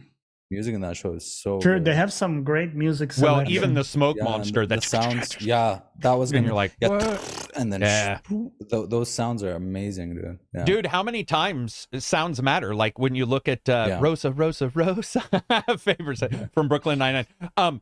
But like the Predator, his clicking sound, whenever there's certain sounds that if somebody repeats it, or a one-liner, I'll be back. There's certain things that hit you like vocally, which matters more even than the look of anything or what have you when you hear it. And Lost definitely has a couple of those. Well, the horn that goes off at the smoke monster, same with the Reapers and Mass Effect. When you hear the horn, you're like, it's very iconic. What's happening? As soon as I heard it the first time, I was like, memories started rushing back. Yeah, it's so good. From is also that way. I like any of those kind of shows that sort of make you think and are cool to sit back. Did you guys play the Lost game? I did. I liked it. I did. Yeah, I liked it. Back in the day, man, it was magical for me because I was like, oh my God, I'm there. I'm in the game world. That's why Telltale stuff is so cool sometimes if it's done well, because you're like, oh man, I'm back in, I'm sort of living in this world. Oh, we were talking about interviews earlier. Gamescom, and I mentioned this interview. So I was listening to the Expanse podcast. So they do this podcast, and they have Amos, and they have the director on. I've seen that. Yeah, the director got the lady who does, I think her name's C. I can't, but the girl who does Drummer, and he did an interview, and I'm telling you, man, he talked over the entire podcast. It wasn't mistake stuff. It wasn't like, a delay. It was the entire podcast. I actually stated out loud, "This is unwatchable," and I just turned it off. I was like, I don't know if there was a delay and I wasn't aware of it or what have you, but she was trying to talk and he's like, blah, blah, blah, blah, blah, blah, blah, just no space. No space. Yeah. Yeah. I just wanted to bring that up. I hate that shit. It happens even here. Yeah. We've had people be like, oh, you talk over and each other. Alan Wake devs talking and the oh my God. That's what was brought up. So what happened there? Because I didn't track that. What was going on? The Alan Wake devs were trying to talk? They were talking mid-sentence and she'd like throw out a joke or just cut him off and say some stuff, and it just pissed me off. Was it the presenter? It was the interviewer, and I wanted. She was talking to the guy that I don't know what the Max Payne, like the guy that Max Payne is based out of, off of. That I don't know what his position is, but he was saying some Remedy. stuff and interesting stuff, info that I want to hear about, but she just kept cutting him off. Javier says, can we take a second to appreciate Johnny's headphones? $5 super chat. Jazzy cushions. Yeah, jazzy cushions. Yeah, jazzy. Those things are crazy. I would say also on interviews for games and stuff, if the game's interesting and you're not trying to divert attention away from a shitty showing of a game, just let them play the game. But it seems like sometimes there's the desire to fill in lack of something. And sometimes the commentary is really oppressive. You see it too in those. Maybe this is what someone was getting to with an early question we had about, commentary and how they present gameplay, where sometimes people will be commenting over the gameplay, right? And they will say, and now we're going here, we're pulling out the gun, we're doing this. And I think you said, let it breathe, right? Let it kind of play out. And a lot of times I think people they just want to bam, bam, bam, not have a silence, not have a downtime. So I don't know if you guys have heard this, and we've talked about this for sure, but some developers and writers for a big TV show were stating that they were told to dumb down the content in the TV show because there's so much stuff on streaming that people were clicking off if like there was a exposition dump or there was a little too much lore. So I've always wondered why that is if From does well, but like people worry Lost wouldn't do well right now because those had a lot of slow parts. I mean, Lost has a ton of slow parts, a ton of flashbacks that you're like, who's he talking to? I guess it's because of the mystery. But yeah, I saw this recently where they were saying there was a couple TV shows they worked on and they were told to legitimately dumb it down. And I was like, I don't know, man. I think we can, and that works. But I think also if you don't and it's good, you get a diehard fan. Like there's different type of fan. Yes, you probably care about the people who click in and watch your stuff for a second, but you also could just let it breathe like a game. I don't need to know you're pulling out a weapon in Call of Duty because I can see it. Yeah. You're talking to the people who showed up to a stream on YouTube about games, right? They didn't click action on Netflix and just click the first movie showing.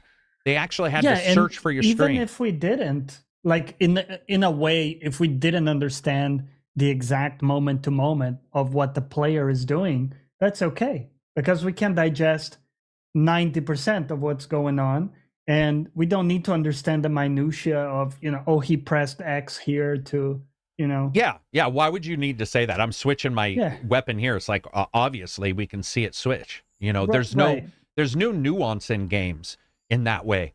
It would be like, imagine watching Lost and somebody's like, well, Jack is currently going back to talk to his dad or whatever. And you're like, okay, Jack well, we get that. Jack is breathing heavily. Jack is breathing Which, by heavily. the way, I know. every scene he's in. I know. Dude. I know. Jack is a heavy breather. Not only that, if you go to Netflix now, they have the automated thing where you can click on explainer for people who have vision impaired. And it will be like, Jack is walking in the room. There's a clapping sound in the background. And I was like, that is interesting. I've tried to watch a couple. They're a little too much data, but if vision impaired, it would be cool if you can't see something, or maybe you just want it on in the background. The new X-Files felt so much more fast-paced and ADD that it made me miss the old ways of camera shots and dialogue. Yeah, for sure. Do you need to go, Absy? I heard a yawn. Because you're later than the rest of us. Oh, yeah. What time is it? No, I just yawned. No, I don't have to go. What time is it? 11:30. God damn, man. It's only 1. Jesus Christ. And Johnny, let me guess. Don't say anything. 6:30. 8:30 probably. 9:30. 9:20. Yeah, 9:30. Damn. I'm always wrong on that stuff, man. It's like me trying to remember a board game. You're just like from the starting 1980s. your day, man. Like, have you had breakfast and stuff? No. Matter of fact, I've switched intermittent fasting to be even a smaller window. And so I won't eat until after this. Intermittent fasting works really well, but man, you got to get through those first couple hours after you wake up, which to me, sometimes do you I'm struggle fine. with that? Are you hungry? Sometimes I'm fine, up? but dude, I'm only doing 5 hour, and at some point your brain is like, listen, bitch, I'm shutting down. We gotta stop. Right. It's like the glucose is gone. Where everything is shutting off. Like you can't piss, you can't shit. You're just sitting there going like, please God, let me get my second wind here so that you can burn into it. How long do you do it, Absy, if you do intermittent fasting? Just I do it. I just the normal 16/8. I think I'm gonna try I'm gonna try a 32-hour one. First, I'm gonna mix it up because I read a lot about it, and I'm gonna do 1 week without fasting at all, and then go back to fasting, and then I'm gonna do the 32-hour. Yeah, the one thing I always have a problem with is all other diets, you don't want to eat too much, and in intermittent fasting, you should actually get a good meal in. And so sometimes when I don't, that next day I wake up, my brain's like, dude, there's nothing left. I'm gonna digest your beer. Like at some point, and you don't want your body to get used to burning slower. Yeah, you don't right. want your metabolism, to decrease. Making Shift, $5 super chat. Another great stream. Wishing everyone a good weekend. Thank you for the super chat. It does help the channel big time.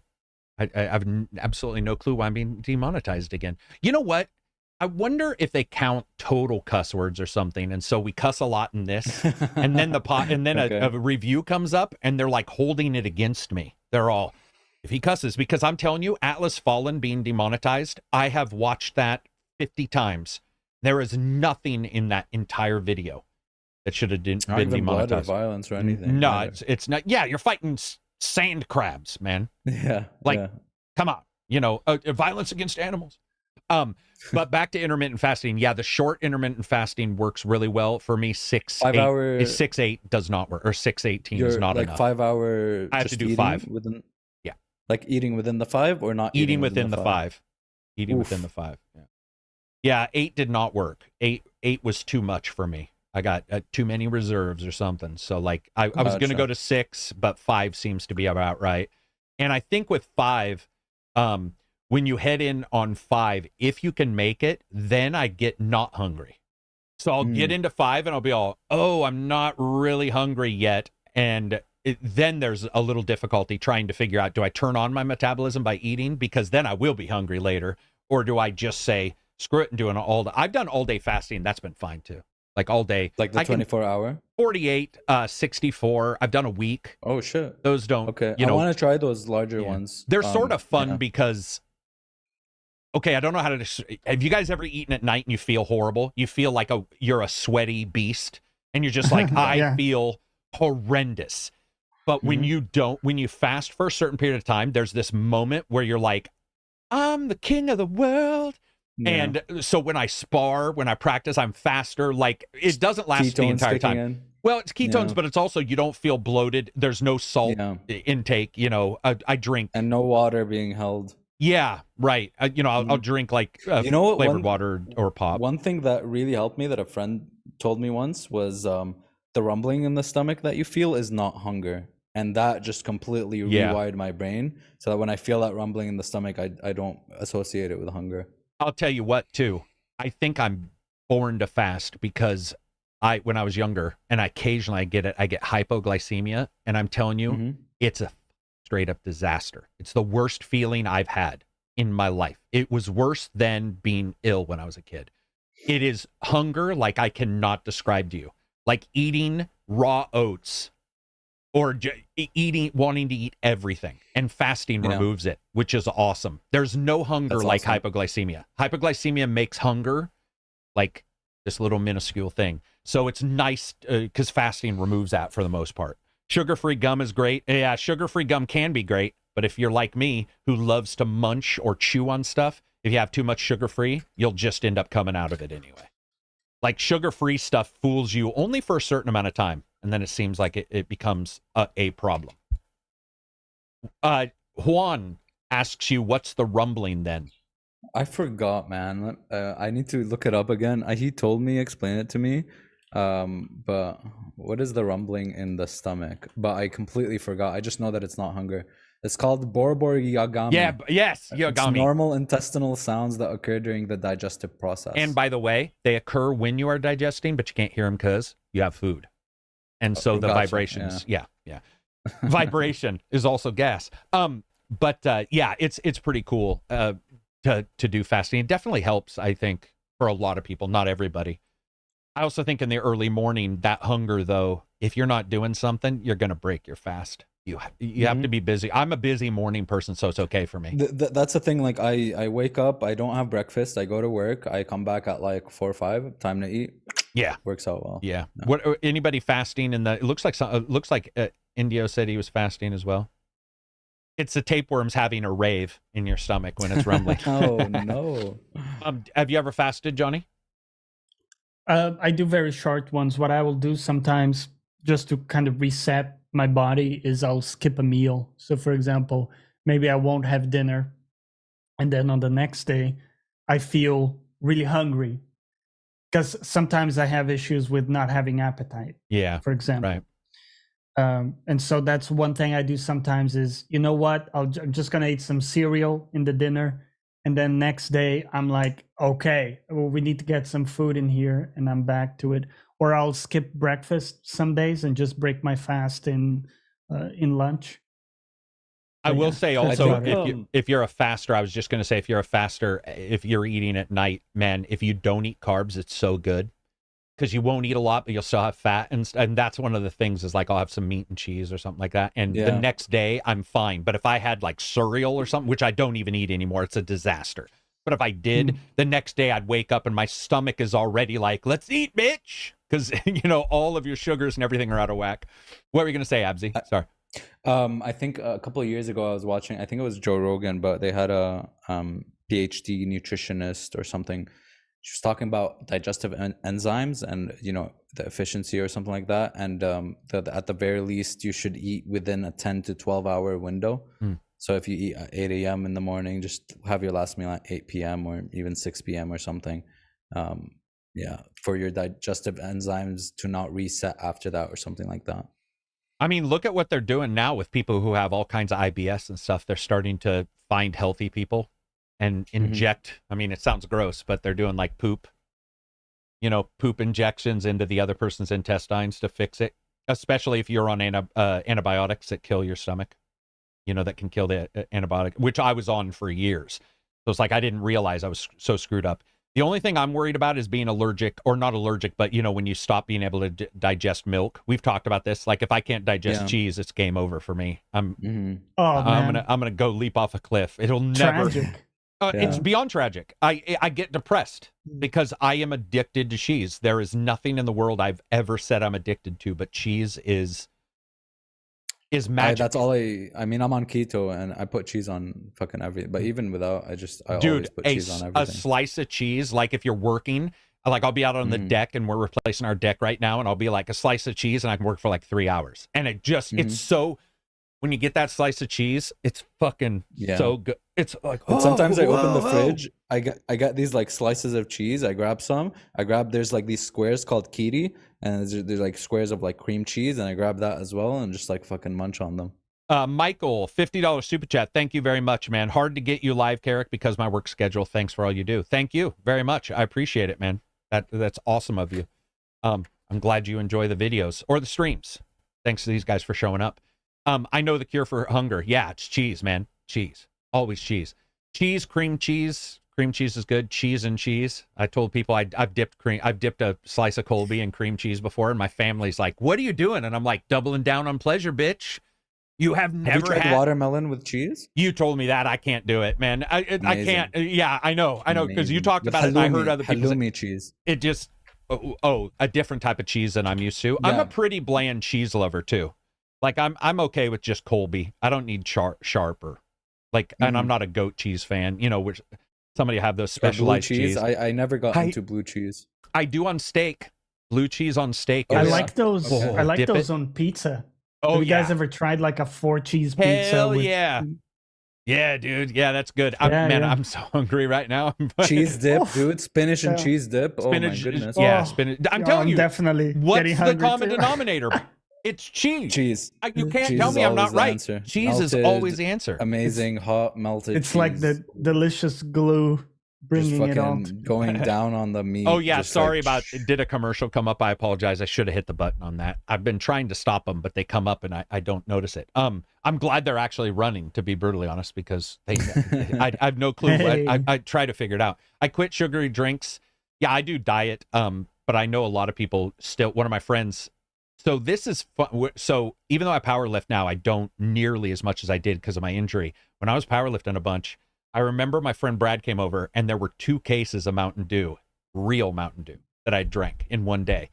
In the first 8 hours, I would just chug sugary drinks. Like, you know, when your metabolism is just absolutely like, fuck it. And it just didn't care at all. And then as I've gotten older, it hasn't gone too far down, but there's like times where I don't know if you guys have ever like tried to lose weight, you hit a plateau and you're like, uh-oh, nothing I'm doing is working. Like your body's all, okay, we know the game. We're not going to let you lose anymore. Johnny, you don't even worry about losing weight though, right? Because you don't, and you're not a big lifter anyway, too. No, my constitution is pretty lean. So, you know, even when there was a time I worked out like, 4 times a week and lifted and stuff, but I just don't gain a lot of mass. Yeah. So time I'm for just that like testosterone replacement, Johnny. Time to take the chemicals, buddy. Yeah. Well, it is what it is. I think some people they have a hard time gaining a lot of. I have an easy time gaining and losing, gaining weight, gaining fat and muscle, and losing fat and muscle. No, muscle. I don't lose that. Like with muscle, if I haven't worked out for a long time, they shrink to like a good level. You know what I mean? But they don't fully like go back down, which is cool. Yeah, you always hear people about talking about losing muscle, and I don't know. This is pre-testosterone replacement because of my cancer, but even prior to that, that's one thing I never lost.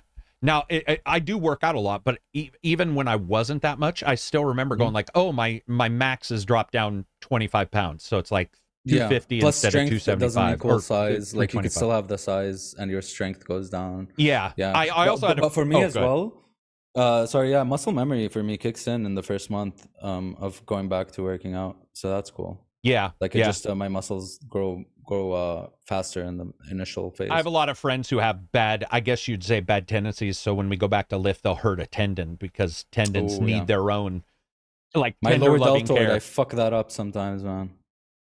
Yeah, I mean, I screwed up a shoulder. Luckily, I haven't had surgery on it yet. But I will say that whenever I hear somebody talk about shoulder pain, when I was younger, I'd be like, what? And then I think in particular, I know a certain move in my martial art that you do. And I remember a tapping would happen and it wouldn't hurt. But now when I do it, it's like this very specific move. And I'm like, oh, shit, I think I screwed up doing that because it was one of my favorite moves. And after a while, like if I chicken wing, I'm like, ooh, that hurts right there. And now when I hear anybody talk about shoulder pain, I'm like, oh man, that would suck. Back pain, I've gotten accustomed to. It sucks, but you know, good chair, making sure you consistently move around and stuff. Back pain's terrible, man. Like that's one of the things. Whenever we were joking in Discord when I was like, you don't know back pain until you're sweating profusely trying to pee. Oof. And I remember vomiting or like dry heaving while I was trying to pee because my back hurt so bad. Because pushing to go to the bathroom hurt so bad. So I was like, visceral. And my wife was like, are you sick? Oh, you know what's funny? That because of gravity. So when I think there's like this when you're trying to piss or something. So you have to push a little bit. But I don't have that problem other than the seat being uncomfortable for sure. Like trying to sit down and your back is curved weird. And you're like, I don't know if you guys have ever hurt your lower back, but it's ridiculous. You realize not to that extent. That's insane. You realize that everything you do requires your lower back. When you hurt it, you're like, oh my God, I'm raising my arm. Why is my back hurt, man? Yeah. And you realize too that like your enjoyment of basically anything in life is contingent to not being not having a bad back or a headache. To that level. I don't know about you guys, but like I'm like, oh, my day's ruined. I mean, good luck enjoying, a video game or playing your instrument while you have a booming headache or back pain. Bad back playing guitar would suck balls. Now that I think about it, because like it hurt my spine the one time I was really practicing hard, where it was like looking down, and after a while you look up and you're like, uh-oh, and then the next day your neck is like just absolutely tight. Yeah, it's crazy. Do you guys bike at all? Sometimes. I'm not a huge fan. I did on vacation because on the beach. So you get that thing, Absi? You're not used to biking, and then like you go out and your ass starts hurting. Yeah. Like insanely because of the seat. Yeah. You get used to it, which is the funny part. Yeah, like I don't bike a lot though, but when I do, it's just I love it. But I don't. Yeah, it's great. See, I love running, and I want to run as hard. I love to be like utterly, horribly in pain and running. But in biking, I'm such a wuss. I was going with Cadiz, and Cadiz doesn't look like he bikes, and that dude can bike for 800 hours. And we were biking one time, and I was like, "Time out, bitch." I was uncomfortable no matter what. The seat was too high, where you realize it's not uncomfort. It's that you're not good at whatever this thing is. And I was bad at biking. I didn't know it was possible, but I'm like, I don't think I'm good at biking, man. My legs hurt, my ass hurt, my back hurt. And also I have a longer torso than my lower legs. I'm like, I can't remember the body shape. So I was bent over, and you're holding your body weight up the entire time. And by the time we were done, I was like, this is a fucking disaster, man. I hated it. I walked the bike back, actually. I ran it back. And I'll run well before I'll bike. But you guys are right. A lot of bikers, end up having to like stop biking for a while. Otherwise they get impotence too, because it pinches the nerve from if they have bad seats. Yeah. Six Blades, $5 super chat. What's the story in the PS5 Pro? I'm wondering if I should wait. I don't know. I watched sorry. No, did you have more? Phil Spencer was talking about that for the Xbox, but he said something very true. And we had a very weird generation this generation, obviously because of COVID and all that stuff, so it kind of stagnated a little bit. Games are still being developed now. The systems didn't really get pushed yet. And Phil said something where he thinks this generation is at the end of the beginning of the generation, if that makes sense. So we're just starting to be in the middle life cycle of it. So I think you should probably just go for it. I don't think a pro version is going to come out that soon, unless they just want to make more money, because Sony's doing some, oh my God, can we talk about the portable? Sony's just doing the most anti-consumer. Yeah, they're definitely making some weird choices. They've topped Nintendo for me as the worst company of those three, man. Oh my goodness gracious. That queue, even to me, is confusing, and I'm a huge home streamer.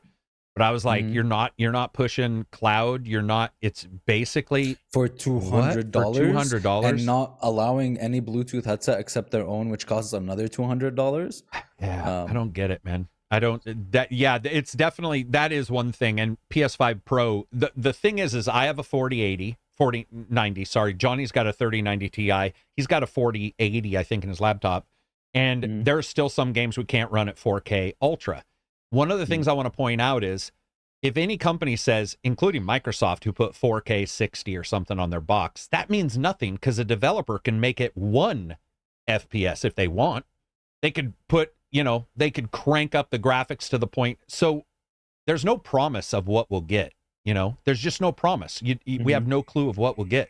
So I would say, yeah, get it now and then worry later about, if there's a pro and what you're getting. But I will say, I don't think splitting again makes sense. You still have some PS4 games that are supported. You got PS5 and you have Xbox. I think here's the big problem. If they make it way more powerful, they're going to have the same little issue that Xbox Series S and X has, which we just saw come to fruition with Baldur's Gate. So yeah, why do that a third tier? Kevin, $5 super chat. Have any of you guys played Star Trek Resurgence? I did. I thought it was pretty good, but I had a lot of tech issues and couldn't even review it. I had was so that many. the Telltale? Yeah. I really love the idea. You're diplomat more. There's a lot of characters that you can talk to and stuff, but I had a lot of technical issues, so I finally just put it away. You did those, but you did like a Vampire Masquerade one, I remember, and then you did the Star Trek one. They were kind of back to back. Oh, yeah, Vampire. Oh, dude, yeah, I just remembered that one. I was like, what Vampire? I can't even remember the name of that. First videos I edited for you. Yeah, that was actually not it wasn't a terrible game. There's a lot of issues with it. I love that world, but it's just not. Eternal says, remember when Microsoft was boasting about how many teraflops they had? Yeah. And I remember when Sony was boasting about their audio chip that everybody has. SSD? Oh, audio chip. Yeah, dude. These companies, man. I mean, admittedly, it does have the most teraflops, but it's like that means nothing. It means, it means it's like a quantifiable thing. Yeah. People like to quantify things. And by the way, these are the same, people who are going to say they played 250 hours of Starfield. I have nothing against Microsoft or Sony, but I'm saying, Jim Ryan's going to say we're all about gamers. Here's your streaming queue device. 17,000 endings. Oh my God. There's I forgot about that. Yeah. Was that Baldur's Gate?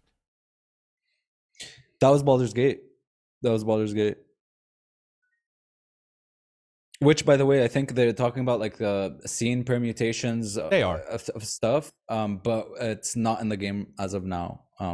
That's one of the like content that isn't implemented yet. I was gonna say because I didn't. Yeah, I mean, it's still a great game, but it's like whatever. Yeah. What else do we got before we wrap this up? Anything amazing, big movies, music? I haven't really been engaging in music right now, which is one of the things I want to do more this week. Usually I find a new band or a new, what's the one that I like? The techno, not Ron Jenkins, the other guy, Neo City or something City. Let me look real quick. They have their own webpage or their own YouTube where they do the YouTube channel. Yeah, it's like synthwave and shit like that. And cool sci-fi shit. But it's like, Time Cop, or something like something Cop. I always love listening to that group stuff because they release a lot of different songs. But I think overall, that's what I'm missing right now. I haven't really heard anything new. It always lights me up. Greta Van Fleet, I was telling you guys about. I was surprised at how unique they sounded. They were cool to sort of listen to. Scandroid, that's the other one. What have you guys been listening to lately? Anything? I'm doing some digging, my type of shit. Usually the this is gonna sound so like hipster and stupid, and I hate doing this, but I like to listen to these. These artists that I listen to aren't like music isn't their main job. They're not famous. Musicians. Yeah. They're just like sound designers, and they work on movies and games and stuff like that. But do that as like a hobby and release tracks on YouTube with like 200 to 1,000 views that are kind of really cool. Sometimes breakbeat, sometimes it's like minimal, and I just like, I've been listening to that a lot.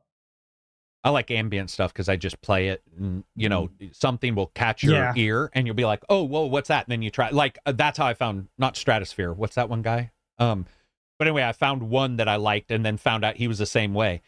Like not a full-time job, just does a crap ton of stuff. By the way, did you guys see YouTube it has the AI music channel thing now? as of last week. AI, YouTube Music. Yeah, and they're doing a bunch of stuff with AI, I trying love to figure YouTube out. Music. It's my favorite. I stopped subbing to Spotify, and I'm full Doing on all in YouTube music. Premium.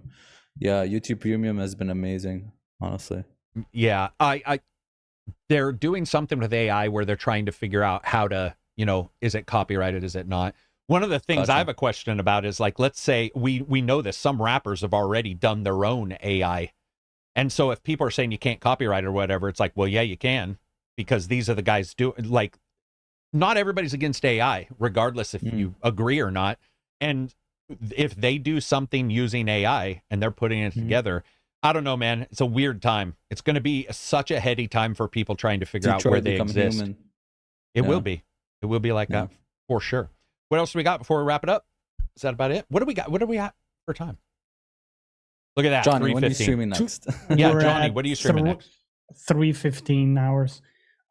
So I'm streaming Baldur's Gate. Baldur's Gate tomorrow, 2 p.m. UK time. 9 Johnny plays live Twitch. Yo. Johnny plays live. What are you streaming, Absy? Oh man, I miss streaming, dude. I wonder if I should just do it for fun, like after work or something. It's just I don't have time on my hands anymore, but I miss it a lot. It was a fun time. It was a fun ride. Streaming is cool when you get like a fun group and you're just having a good time, and you're just streaming for streaming. I remember one of my favorite moments of streaming was I was playing Alan Wake, and I got to the point where like I could drive and I can just run down fucking zombies, and I played the Tokyo Drift song, and then that one, and then Tokyo, and I played that and I just fucking mowed down zombies and shit. It was a fun time. Yeah, it's cool. The thing about streaming is it's now so monetized, as in everybody is like making it a job, that it's hard to, if you do want to stream as a part-time, and we've seen it with people in our Discord even, where somebody will be like trying to stream, but they're not making it a business or what have you, and it's very hard to catch on. It's very, it's like, and by the way, I don't even know it's possible, but it's very hard because there's so much that you'll almost have to do, as somebody said earlier, some disingenuous shit, to catch on with a certain group and try to use it to launch. Yeah, oh my God, my streaming.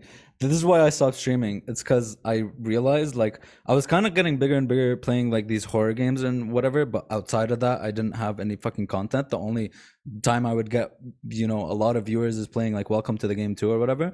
So I decided to like not really infiltrate, but like I started working as a producer for a show. Like there was like this popular show that used to happen on Twitch called the Austin Show, or like the Raj Patel Show or whatever. I was like helping out with that. And then, but that side of Twitch was unbelievably toxic and weird drama and shit like that, that it just fucking just hurt my soul. And all the viewers I would get from that just wanted drama and just chatting and wanted the only time I had like a lot of like substantial, like over 100 viewers was when I had like a girl fucking on camera. Like a girl was on camera while I was playing Minecraft, and I had to like pull people from chat to like flirt with her or whatever. And I hated like any of that. I just wanted to play games. So I was like, okay, I don't want to do this shit. I want to enjoy games, and I don't give a fuck anymore. Like the shit you have to do on Twitch to actually get big and stuff is just, unless you have like a niche that is really, really cool, like you're good at like a PvP game or something. Hush Al Ghul, $5 super chat. Last question. Game development taking longer with each console generation. Would you rather have consoles release every 3 years or generations last 10 years? So 10 years where they're banging the hardware that last, 2 years and really delivering insanely good stuff, or do 3 years where sometimes you might have to upgrade to get the new stuff? Console generations? No, I like it where it's at. I don't. Yeah, what's it at? 5-7 years right now? Yeah, something like that. But I think this time is going to be longer. It does feel like it's going to be longer, because if they do, or it'll just be iterative, where they're like, iPhones or or Android, where they're like, okay, this new one will run things a little better, and but they got to figure out a way to do that. Like thinking about it, like some games starting development now are not releasing until what, next generation? Well, that's crazy to think. I don't know about next generation, but when a new generation has released, I mean, because that's the other thing, is like, I don't see the X or PlayStation 5 being left behind anytime soon, even if a new one came out, just because they are powerful. They're not 4080, but guess what? I'm running one of those, and I couldn't get 60 FPS all the time in Immortals of Avium. So there you go. And Starfield isn't running at 60. So depends on the and they took a long platform. time to get into people's hands. A long time. That's another thing. How long they take. All right, that'll be it for us. Thank you very much, everybody, for listening. I absolutely appreciate it. Tweet out that you watched it, or next time, show up and tweet out when you watched it. Thanks to these guys for showing up. Peace out. You'll see some previews and reviews from me next week. Most of them are under it. My God, I hear you. They heard me saying we're wrapping up, and they're like immediately like, let's go. We got to go play. All right. Peace out, everybody. Have an absolutely excellent week or weekend. Bye-bye.